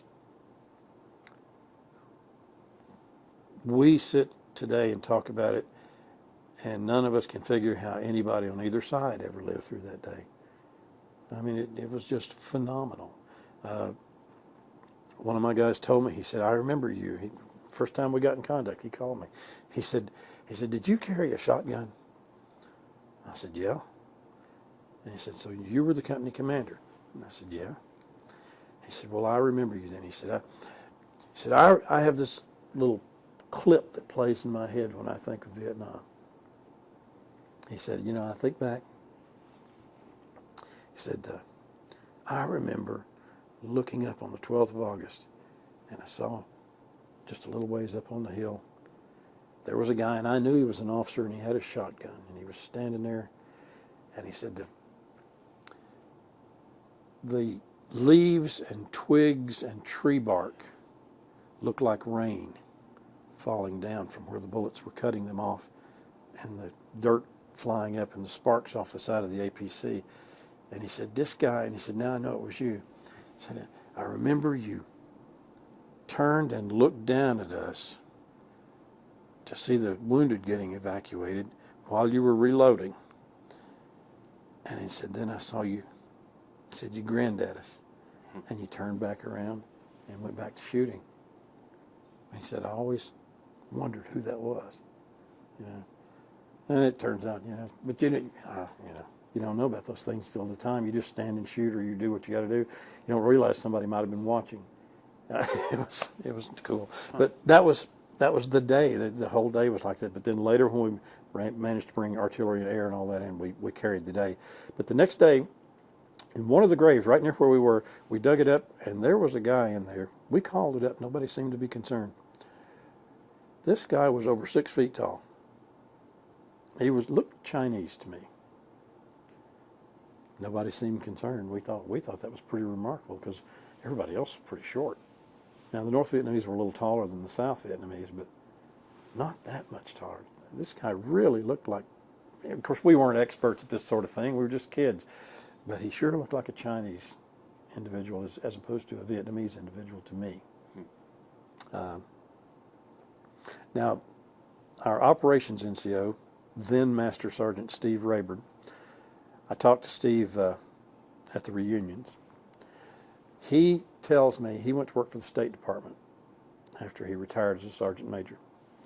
He tells me at a conference somewhere he ran into a Russian guy, and they were talking about old war stories. The Russian guy said, yeah, I had been in Vietnam. Steve said, what were you doing there? He said, I advised the 9th North Vietnamese Army Division. And Steve said, well, you know, on the 12th of August in 1969, we had reports of a white man with the North, and we did. And he said, well, that was probably me. He said, and Steve described the gunfight. He said, yeah, I was there on that day in that fight. And we're saying, what's a Russian doing there? What would a Russian be doing there? And I'm still not sure I believe that. I'm really not. A Russian?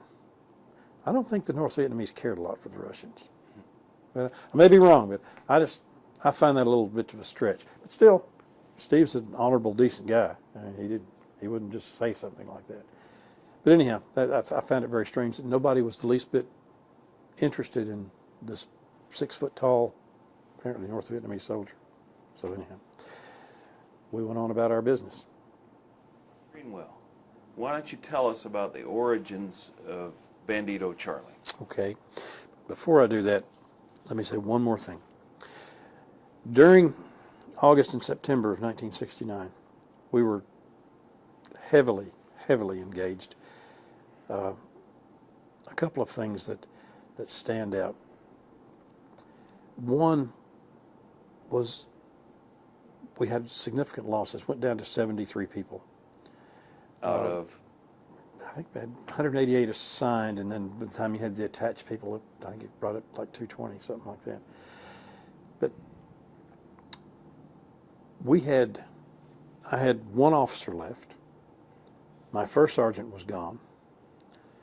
All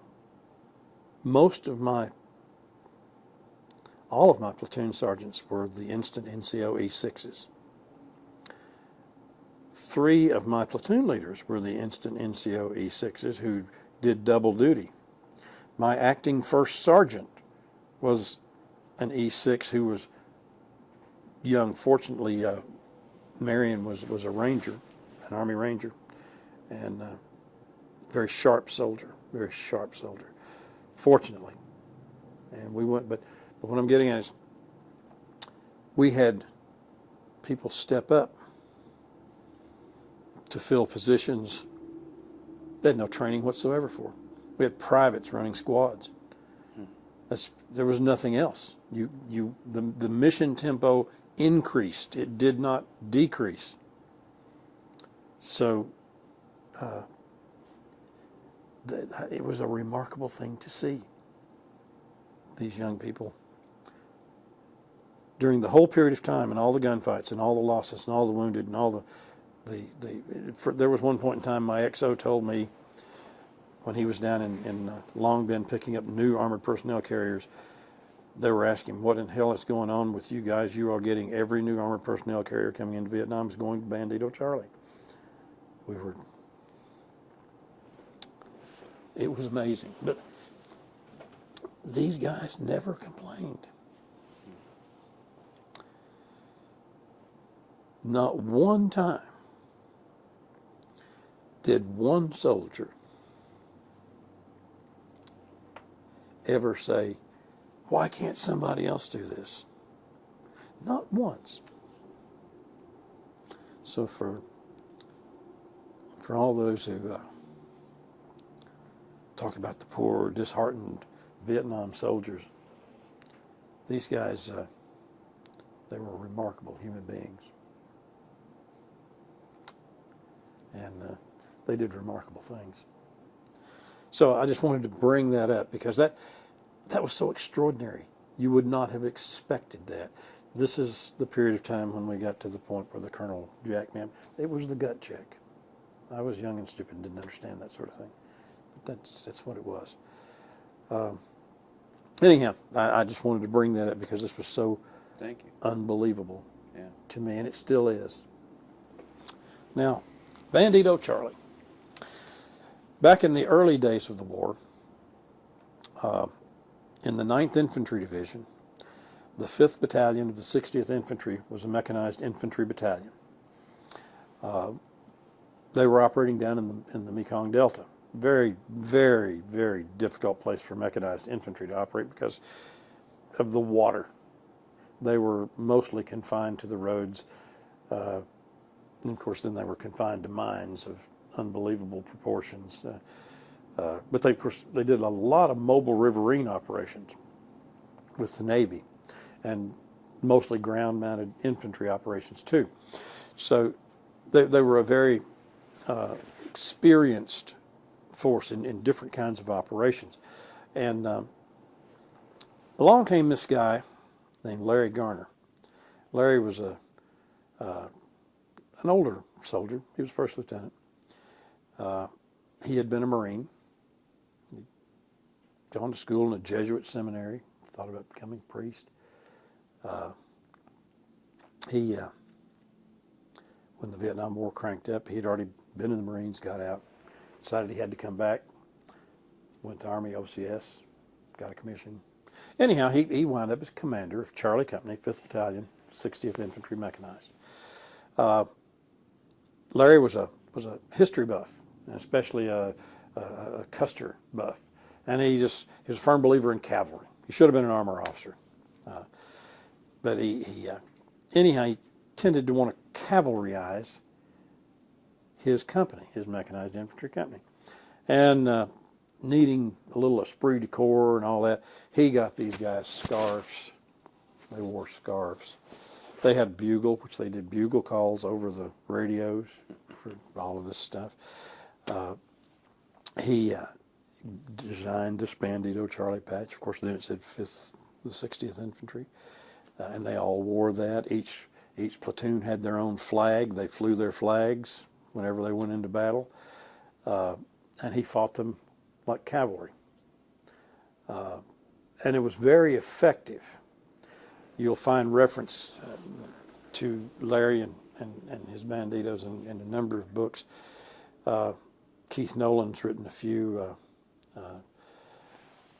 Door to Door, The Fight for Saigon. Tommy Franks references Bandito Charlie in his book. He was the artillery forward observer for Bandito Charlie after Larry had left. But Tommy Franks, who General later became Tommy Franks. General Tommy Franks Right. in Iraq. Mm-hmm. Yes. Mm-hmm. Then, anyhow, Larry just built this Bandito thing into something really, we really are the best. And by God, his soldiers started believing it. They were successful in combat. He was a good tactician. He was a good soldier, a good commander. He had good soldiers with him. Lee Alley won the Distinguished Service Cross, was one of Larry's platoon leaders. He had really good soldiers with him, and they fought hard, and they learned, and they took this Bandito Charlie thing to heart. By God, we're Banditos, and there's nobody can touch us, nobody, and they believed it. He relinquished command of the company and went to battalion headquarters. It was getting close to time for him to go home. The company got into a fight. Some wounded soldiers. Medevac came in. Medevac got shot down, was isolated. Larry grabbed a few of the guys who were there at battalion headquarters, some APCs, and went out to rescue them. The APCs got mired in the mud. They couldn't get there, so he walked the rest of the way in. They fought their way to the helicopter, rescued the crew and the wounded people, provided security for it. Another dust-off came in, took the wounded out, and that night the North Vietnamese counterattacked and killed Larry. So anyhow, Larry died. His soldiers loved him. In 1968, this passed on and on, from soldier to soldier as the new ones had come in. They were Banditos. By God, this is what we do. Larry Garner was the Red Baron. He was our original. And the story passed and passed and passed. So in 1968, when I guess it was 2 Field Force decided that the 1st Division needed another mechanized infantry battalion, probably because of this upcoming Rome Plow operation. And the 5th and the 9th Division really could use a straight infantry battalion because of the nature of the terrain and going down to work with the riverine boats and things like that. So what they did is they just took the 1st Battalion of the 16th Infantry from the 1st Division and the 5th Battalion mechanized of the 60th Infantry Division. Swapped. They just swapped patches. They each moved to the other headquarters and changed their patches. They took all their equipment, all their people, and everything. Each became the other. Wendy Winslow was the commander of Bandito Charlie at the time. He told me, he said, it's just like moving into a different world, completely different enemy, different tactics, different way of fighting, because of the difference in the terrain, the nature of the soldiers you were up against, their capabilities. So they had to really learn how to fight all over again, and they did. Then after Wendy, a guy named Woody Goldberg took over. Woody, after he retired as a colonel, he became General Al Haig's chief of staff and was that for 22 years. He's recently retired from that. He's working for a think tank in Washington now. Woody's a brilliant guy, just a brilliant individual. But he had happened to go to the armor career course instead of the infantry career course. He was an infantry officer, but the infantry career course was booked up, so they sent him to armor, and he met a guy named Ken Kostich. So when it came time for Woody to leave the field as commander, Colonel Schuffstall, the battalion commander, asked him, well, who do you think would be a good replacement for you? Woody said, I know just the guy. Now, Ken was an armor officer, but he got hold of Ken, who was with the 1st Squadron of the 4th Cavalry of the 1st Division, said, hey, you want to command a rifle company? I might be able to get you a slot. Ken was all for that. So he did. He became commander. And so he was the commander prior to me. And he, as I said, became very ill, very ill. So I took over from him. And then I transferred command to Bob Sturba. I think it was in early December, late November of 1969. Bob remained the commander of Bandito Charlie until the unit folded up tent and the flags went home. One side note, I didn't know him. I was there at the time, but I didn't know him. I had left the company, but Alpha Company commander Colonel David Martin was the battalion commander. He was an armor officer. And he got another armor guy come in as a captain, and it was Wesley Clark, who's now General Wesley Clark. Like I say, I didn't know General Clark, or then Captain Clark. President. Yeah, he ran for president. But apparently, I know nothing about him at all. But if he worked for David Martin, Colonel Martin, and didn't get fired, he must have done his job. I know nothing other than that, but he must have done his job because Colonel Martin just wouldn't tolerate. He fired. He fired the Bravo Company commander while I was there, and boy, he really—I got to tell you this—he really messed me up good. He was a sneaky man, but these cavalry guys are like that. I had a lieutenant that had displayed cowardice in the field. I was going to fire him, so I went to talk to Colonel Martin, and I told him what I was going to do, and he said, "Okay, I'll take care of it. I'll get a helicopter. You go back and get him packed up. I'll get him out of there." He said, "Well, if this guy's your worst, who's your best?" I said, let's see, it's probably Mickey Prescia. Mickey was my first platoon leader. Sharp, ROTC guy. He's a young black fellow, ROTC guy from Florida. We always ragged him because he was just a beach bum from Florida, you know. But he was a sharp soldier, good leader. I was bragging about Mickey. He said, "Well, it's good to know." I said, "The nice thing about Mickey is if something happens to me, I got a guy who can take over. He can step right in and move right in." So anyhow, I got back to the company. I'm counseling this young lieutenant who's about ready to depart. And the battalion commander called on the radio, and he says, "Listen, that helicopter's inbound. I want you to put that Lieutenant Prescia on there, too. I'm going to send him over to Bravo Company. They need some help over there."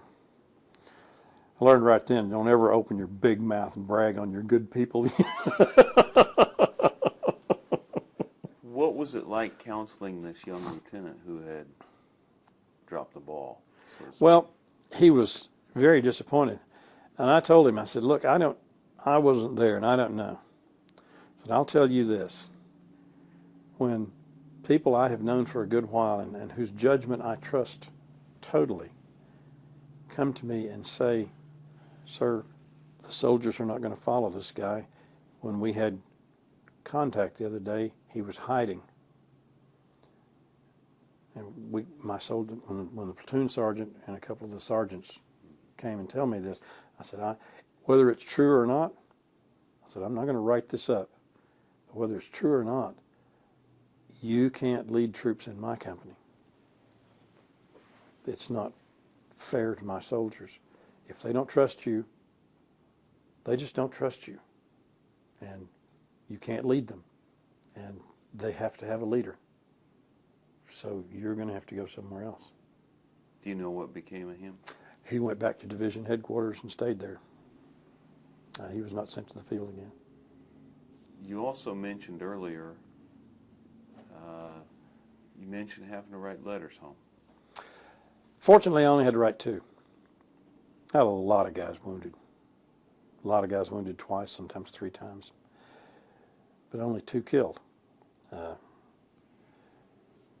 The first was, actually only had 1 killed by hostile action. The second guy actually killed himself by mistake. We had what we call mechanical ambushes, which are technically booby traps. He went out to retrieve one and got mixed up and tripped his own tripwire, and it killed him. The only one who was killed in hostile action died on the 5th of September. His name was Arthur Wojon from La Crosse, Wisconsin. What had happened on the 5th of September was that the battalion intelligence officer had taken a platoon of Alpha Company, gone to a village where apparently the village chief had asked to talk to somebody and to gather some intelligence. This was in an area, if you'll remember, I talked to you about the 12th where that Alpha Company track had got on this road and went around and got down to Thunder 4 around Ann Lot. This is that same road. And so when they were coming back, they decided not to take the road, and they were down. The road was up on a little rise, probably 40 feet higher than the ground in the flat. And they were coming along through just the edge of the rubber, huge clearing, when they were hit from this hill up near the road, hit hard. We got the message because one of the tracks escaped and got back to the fire base. They were too far away to hear on the radio. And so battalion commander called me, told me to saddle up, and he gave me grid coordinates. He said, get there, I'll bring the rest as soon as we can get them together. So I saddled Bandito Charlie up, and we took off looking on the map and got in range. Finally, I could talk to Roger, the battalion S2. He could hear me, but if he transmitted, then he had to turn the radio off and then turn it back on so it would transmit again. It had been hit. And he was hiding behind the Jeep. And he was in a Jeep, and the rest of them were on personnel carriers. But so anyhow, I got an idea of the disposition from him. And then just as we got probably within 300 meters or so of where we were going, one of my tracks went down, motor quit. So I had to leave another track to guard it. And the road was here, and the river started here. What Roger had been able to tell me, I turned off here and went down this way, and the clearing was out here. And once we got here, I could see some of the APCs and the Jeep. I didn't see any people. And a few minutes later, the colonel came with Alpha Company, and they formed on our left. And the colonel said, okay, we're just going to sweep through and pick up our people and shoot whoever we have to shoot, but we're going to go forward. Well, I'm sitting here, the gears are turning. Something's wrong here. Something's not right. There's nobody here. There's no shooting. This is high ground. It's just low ground. This big field, big tall grass. They were shot out here. Well, why is there nobody? Why is there nobody shooting? Something's not right. And I looked and saw that Alpha Company was spread out to the left, and they were going to come about 50 or 60 meters below the top of the hill, and we were going to go this way. And I thought, no, there's no time to do anything. I peeled my first platoon off from my right flank and had them come around like a Statue of Liberty past, come around behind and all the way to the left of Alpha Company. And I told Mickey, I said, get up to the high ground, Mickey, there's something wrong here. We're going to be exposed. Get to the top and cover us on the top. He didn't quite get there before the bad guys opened up. And there were lots of them. They had anti-aircraft positions dug in. This was a major, major ambush. He caught dozens of RPGs and recoilless rifle rounds. Had a couple of tracks blown up. And one of the RPGs had hit just right here, right in the middle, right here. And the shrapnel had hit Arthur in the head and killed him instantly. The fight went on. We wheeled and turned into them, and actually put ourselves in a pretty advantageous position. We were able to move forward. Alpha Company commander wasn't with them. I didn't know that. They had a brand new second lieutenant who was just overwhelmed. I mean, he was brand new. He just got there. He didn't, you can't blame the guy. He didn't know much of anything. It wasn't his fault. But we couldn't, battalion commander couldn't, and I'm yelling at him and he's yelling at them, get these guys to catch up with us. And then they're shooting over into my first platoon, which was on their left flank.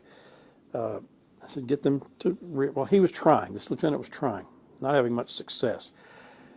So Stephen Rayburn, the operations NCO that I told you about, was riding with the battalion commander. He got down and took his rifle and went out in front of Alpha Company and just pointed at him and told him to follow him up the hill. Anyhow, the first platoon, they got off the hill because they were just getting creamed up there as we were swinging around to help. But it takes time to swing this around. Again, no air, no artillery allowed. Alpha Company track missing. Didn't know what the deal was. Well, should have known. It's the one that came back to the fire base. We didn't know that at the time. It was just one missing, so we couldn't shoot. Finally got permission. I had gunships on station. I had a light fire team from the 1st Cav, Blue Max Romeo something or another. Finally got permission to shoot south of the road. The road's right on the very top of the hill. I needed to do something to take some pressure off. I needed to shoot something because direct fire coming over was not working for my guys here. And I'll never forget as long as I live, the top bird called and he says, my wingman's taking fire from a heavy gun down there, and I'd just been given permission to shoot, but had that fire coordination line. And I said, well, I've got permission for you to shoot. If he's south of that road, you can shoot. And all he came back with was, he is, and I am. Boom, boom, boom, boom. It was remarkable. But anyhow, we got reorganized and everything. Mickey got the 1st platoon down. He and Frank DeMarco, his platoon sergeant. Mickey called me and says, I'm missing a guy. He said, I think he's dead. I think he's still in the track up on the hill. And I said, well, Mickey, we don't leave anybody. We got to have him back. He said, man, it's awful hot up there. I said, well, Mickey, we got to go get him. I said, somebody's going to go get him. And, be whoever it's going to be me, you, somebody's going to go get him. And so he and Frank went and got him. Brought him back, carried him back. Dangerous as hell, dear God. But I wasn't going to let them have him. Not going to happen. We were fortunate as mech infantry. We had incredible firepower, staying power. We could stay and slug it out for a long time. We carried 10, 12,000 rounds for 50 caliber ammunition in each APC, 5 or 6 barrels. Usually I had 2 M60 machine guns on each APC with thousands and thousands of rounds of ammunition. We could slug it out with anybody for as long as they wanted to fight. We could carry water.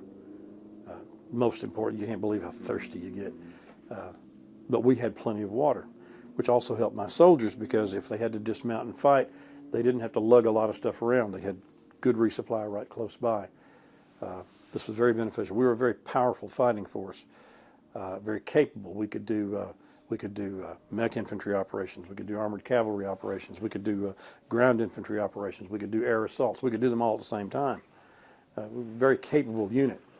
Had a lot of resources that regular units just didn't have. There's only so much you can carry on your back, and you pay dearly for every ounce you've got on your back. We fortunately had workhorses to carry with us. Of course, our workhorses wind up with road wheels that the tracks run on that came out square because we would crush the torsion bar suspension with all the weight that we carried on there. We were so overloaded.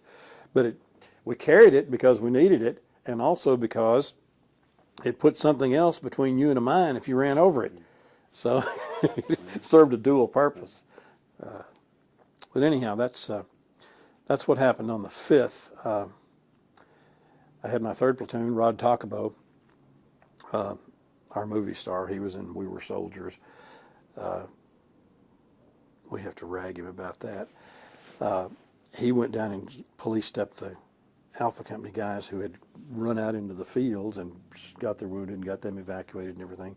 Then he came around and got to my right flank and destroyed a couple of Alpha APCs that we were going to have to leave because it was almost dark, and Colonel Leach, the 11th Armored Cav commander, had ordered us to NDP because he was afraid that there was going to be some major attacks. If this large group is here, something's going to happen tonight, and he needed us to defend positions, so we were going to pull out, so we had to blow these things up.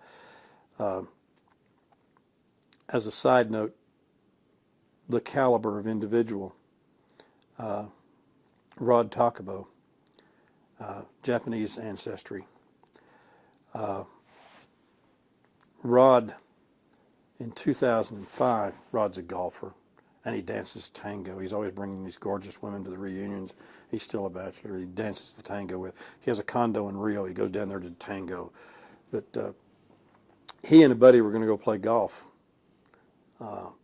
and they got to this island. They're going to play golf, and it was overbooked, and they didn't have a room, so they had to go to the mainland. This was in Thailand, and the tsunami took out the hotel that night that they were going to stay in. So Rod, being the kind of guy he is,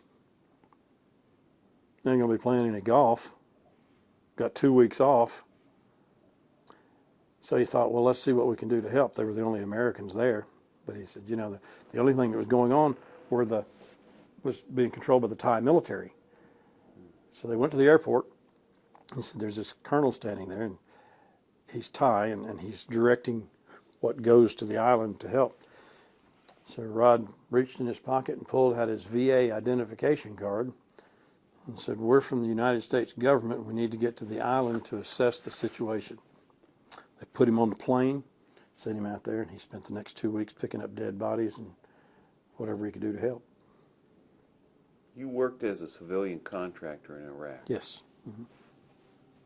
Other than the food, what differences and similarities do you notice between the military that you served in and the military that's there now? Modern military, these soldiers are so professional. They are head and shoulders better trained than we ever dreamed of being. They are so technically competent, and they rehearse and they practice and they drill. They work hard at their job. But a couple of the things. One is they live together, they work together, they train together, they deploy together, they fight together, they come home together. I can't tell you how important that is to a unit, because you get to know everybody. In Vietnam, we were all replacements. We don't know a lot of the guys except by a nickname. We don't know who they were. We didn't know their families. We didn't know their wives or their kids. Of course, back then, not many of us were married, and very few had children at our age. That's very different now. But we were coming and going all the time. This was a nightmare for us in Vietnam. Who are we going to have next week? Who's going on R&R? Who's got wounded? Who are we losing? Who's going home? It was never ending. It was you never. By the time somebody started getting good at something, they would send. They'd go home. So, this Army, aside from the technical and the weaponry, it's so remarkable. The Blue Force tracker they have now is just an incredible piece of equipment. Knowing where we were usually involved having artillery fire an illumination or a white phosphorus round, and I'd take an azimuth off of that and try to resect from 2 to figure out where we were, because the terrain features weren't always that good, and the maps weren't always that good. You just you marvel at these young men and women. And I say women too. In the infantry, there aren't any women. But when I was in Iraq, we transported fuel. The military in Iraq does not transport fuel. In fact, about the only thing they transport is ammunition. Civilians do all the rest of it. Because several years ago, of course, with budget cuts and all the military determined, well, we've got to have more war fighters and less logistics. So what they've done is subcontracted the logistics so they could have more soldiers with weapons. There was no other way around it. They had to do something. Congress wouldn't authorize more soldiers, so they authorized civilian contractors. And it's not always a bad deal, really, because when it's all said and done, when the war or the conflict, whatever ends, you can send the contractors home and there's no further obligation. You don't have any pensions, you don't have any retirements, you don't have any any hanging on issues. You don't have to maintain any equipment and keep it in storage or anything else. It's just over. Click, keys over. See you. We'll call you next war. And so for the taxpayers, that works out to be a pretty good deal. Really, as expensive as it is, it's probably cheaper by a long stretch, in the overall scheme of things. But we took over the job of that transportation companies had done in the past. The transportation companies turned in their trucks, and then they became the escorts, the security escorts for the convoys. So you still had the transportation companies there, but they weren't hauling the stuff. They were securing the convoys that hauled the stuff. And these were U.S. Army and U.S. Air Force. In the beginning, it was a little unnerving. I transported fuel, and it was a little unnerving to see your escort climbing into her Humvee and getting on the 50 caliber and putting her teddy bear next to her. You're like, they were good. They knew their stuff, and that's all you ask of a soldier. Did they know that you were a Vietnam vet? Yeah. I wore a hat with my CIB on it, and had a number of them come over and say thanks. Were they interested to hear your story, or? No, they were more interested in just saying, boy, that you would come to be with us is an honor. But they were, as far as the difference in the Army, I'll tell you this, our Army is too small. You've probably heard this from a million guys. For the number of missions we are assigning to our military, I get really tired of hearing political types who are always running for re-election talk about how we need to save our soldiers by bringing them home. No, we need to save our soldiers by having more of them, so they don't have to deploy 4, 5, 6, 7 times. So we have the capability to fight other wars. That's the biggest deterrent to any other war, is having somebody saying, hey, you know what? We'd better not mess with those people. That was my goal with Bandito Charlie. I told my guys, and I meant every word of it, I'm going to make it so damned expensive for anybody to shoot at Bandito Charlie. I'm going to make them pay a price that they will never, ever want to pay again. We will hunt them to the last man. We will run them to the ground. We will never let them go. If they shoot at us, we're going to kill them all. Now, naturally, that's just a lot of talk. You can't do that in reality. But you do your best to make sure that they pay a price they can't afford to pay again if they shoot at you. And we had Bandito Charlie written down the side of all our tracks. And by God, they knew if they shot at us, we were going to come after them and not let go until somebody told us we had to go somewhere else. And it worked pretty well. We had cases where we would go through an area and the very people come right behind us would just get the dickens shot out of them minutes behind us. And but that's how you do it. You make sure the other side understands that we're going to extract a price you can't afford to pay. And you do that on a national scale. The most remarkable thing, the professionalism of our soldiers. In this surge, my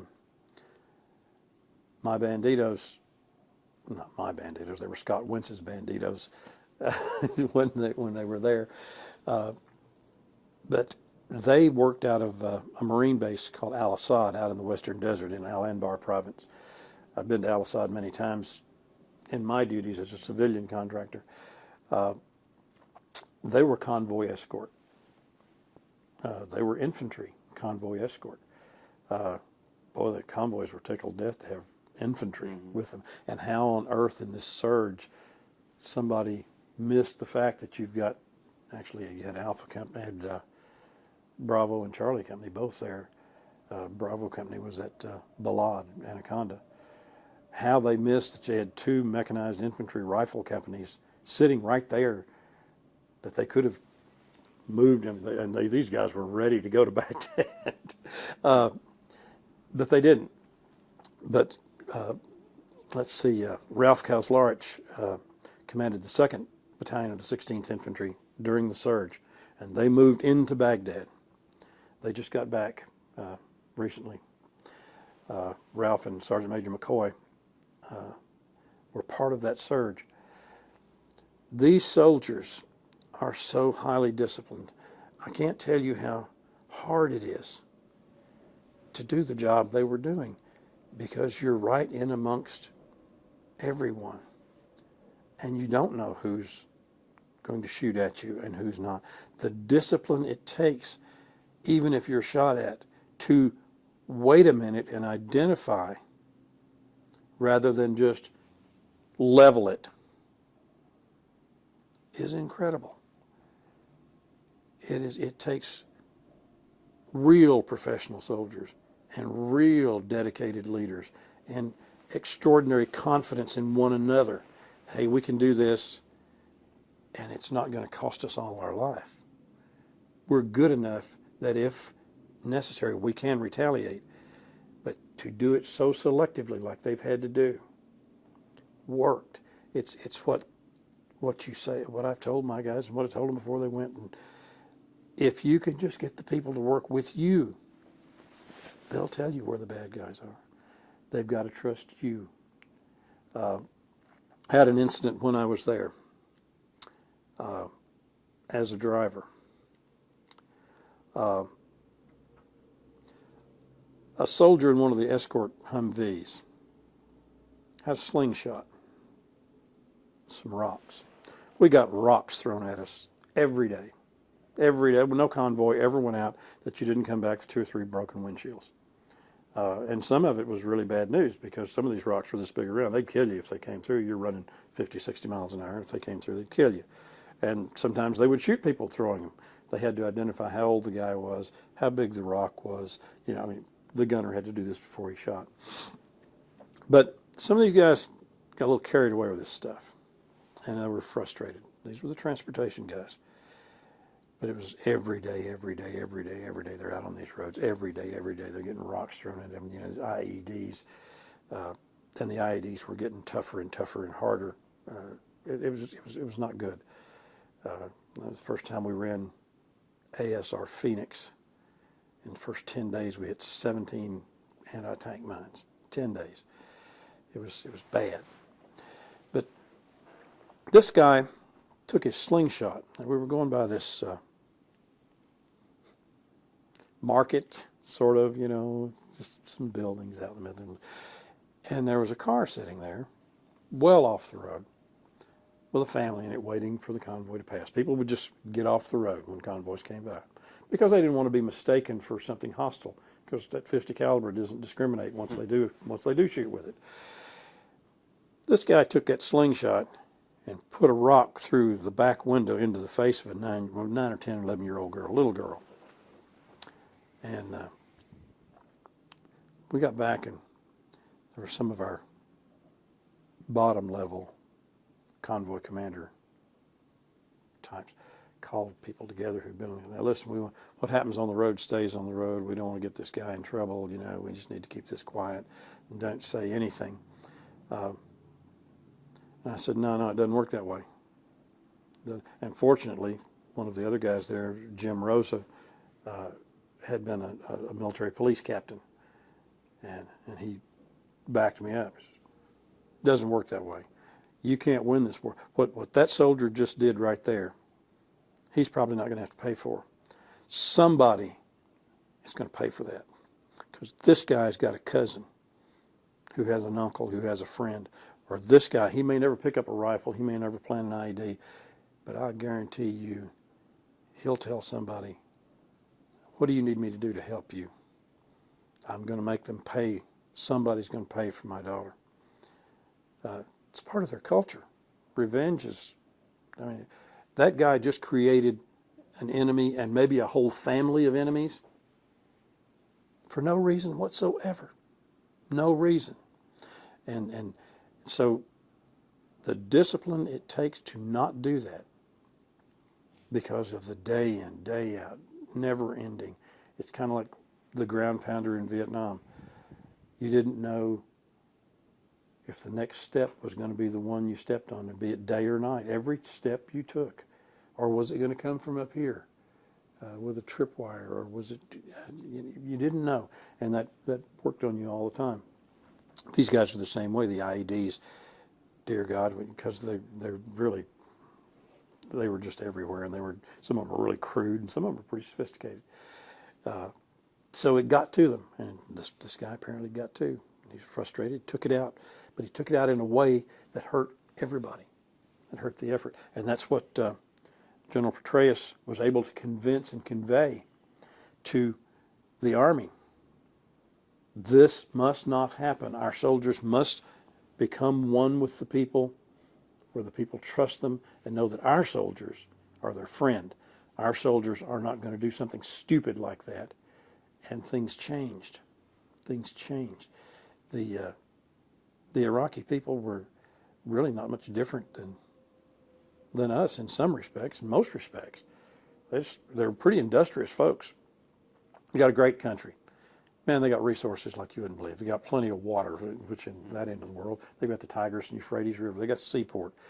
They've got agriculture that looks like the north of Baghdad, in between those two rivers. It looks like the San Joaquin Valley in California because they've got irrigation from those two rivers. They can grow anything. They grow crops all the time. Fishing. It's a remarkable place. They've got everything it takes. They got oil, of course, natural gas. They've got minerals. This place, someday, they could be a wealthy, wealthy nation, and they've got an industrious people who will make it that way. Anyhow, getting back to food.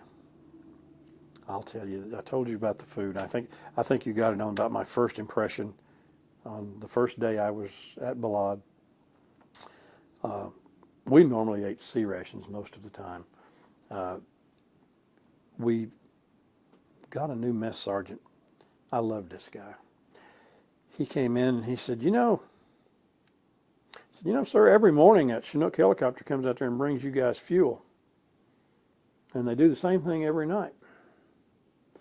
He said, I could tell you what I could do. I could come out at night and bring dinner in Merrimack cans and bring the stuff to fix breakfast with. And he did. And it was wonderful. We thought we were in heaven. Not everybody got to do it, because we were infantry, we were out patrolling all the time, but whoever managed to get back in got a hot meal, sometimes two. That was great. Well, first day at Balad, I go into the main dining facilities. Balad, Iraq. Balad, Iraq, LSA Anaconda. And I'm standing there washing my hands. This is all brand new. This place is huge. And, kind of looking around. All these soldiers are coming in to eat and everything. This guy behind me, soldiers, telling another soldier, damn, not lobster and steak again. I'm sitting there thinking, boy, lobster and steak again? Well, it turns out every Sunday it's lobster and steak. The dining facilities there, when you go in, you have a regular buffet. There's a salad bar line. There's a cold cut sandwich line. There's a Mexican line. There's a cook to order line. There's a dessert bar. There's an ice cream bar. And this is in a war zone, and all of the operating bases have these. It's wonderful. It's wonderful. All the drinks, soft drinks, milk, you name it, coffee, tea, all the fresh fruit, take it with you, take it with you. All the beer you want to drink, as long as it's non-alcoholic. They have non-alcoholic beer. But it was just a remarkable, clean, neat, well-run. But it's run by civilians. I think KBR has the contract to do that. And it's just truly remarkable, the difference. Now, of course, out in the woods, not too many woods in Iraq, but out in the sand, they're going to eat MREs. Our guys out there are going to eat MREs. MRE is pretty darn good side above sea rations, too. But all in all, the biggest difference, the food is when the soldiers will eat anything anyhow. The biggest difference is in the training, the equipment, and the unit cohesiveness. Those are the three major differences I see. This is a big problem we have in like our regimental association. Our World War II guys have died out for the most part, or they're just too frail. It's very difficult for them to come to reunions anymore. Our first wave of Vietnam veterans, they all deployed together as a unit. But everybody after that came as replacements. So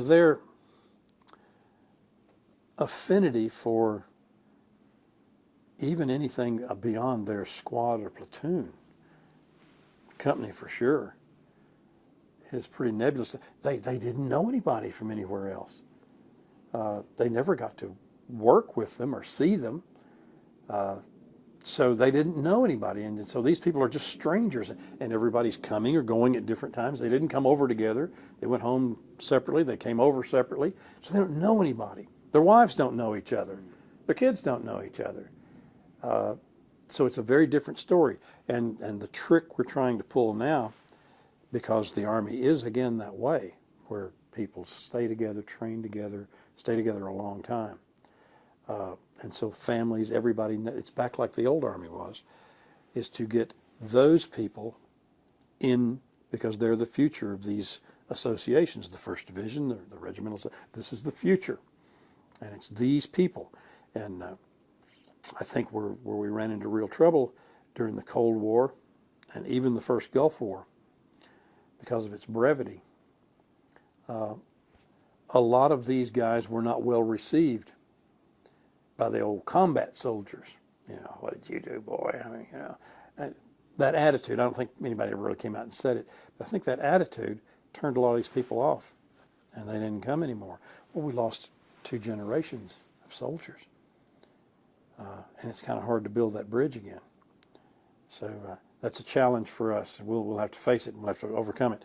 But today's Army, the only thing I fear about today's Army, even the infantrymen, and everybody always says, well, if you're too stupid to do anything else, put him in the infantry. I've always been happy to point out that the most technical fields in the U.S. Army, I think, were the medical fields, and in order to get promoted, you had to pass MOS tests. And I think in one of the medical fields, there were 49 different areas of study you had to be proficient in to be promoted. In the infantry, it was 108. So the old stupid infantryman had to master a lot more fields. But it's a little more complicated trying to stay alive when somebody's trying to kill you. So you got to learn a little stuff. But these modern soldiers, it takes a long time to train one of these guys, because they're not just carrying a rifle and learning small unit tactics. You know, they're learning to use incredibly sophisticated equipment. A lot of technological stuff that we would never have dreamed of. They use it every day. The ability to use this stuff and to fight this stuff and to maintain this stuff are skills that are not easily learned, and they require a lot of work and a lot of training and just a lot of just get down and do it over and over and over again, because this stuff is pretty darn complicated stuff. So when you lose a soldier today, you can't train a new one in 4 months to replace him or her. It's going to take you a year, maybe a year and a half, because they have so much more they have to know. And that to me seems to be a danger if in a large conflict, should that happen, because we may not have that kind of time. And in a technological battlefield, with the firepower that's available on all sides, even in small armies today, that could be a problem. As long as we maintain the superiority we have now, technological, especially the air superiority, we're not going to lose a fight to anybody, a real fight. But we can lose a lot of people. And when we do, if we need to replace them quickly, that's going to be difficult. It can be done, but it's going to be difficult, it's going to be expensive. So I'm off my soapbox on that one now. Well, Mr. Greenwell, on behalf of my family, on behalf of Ball State, Cantigny First Division Foundation, I'd like to thank you for your service to the country and welcome you home. Thank you, sir. On behalf of my banditos, I accept. Thank you.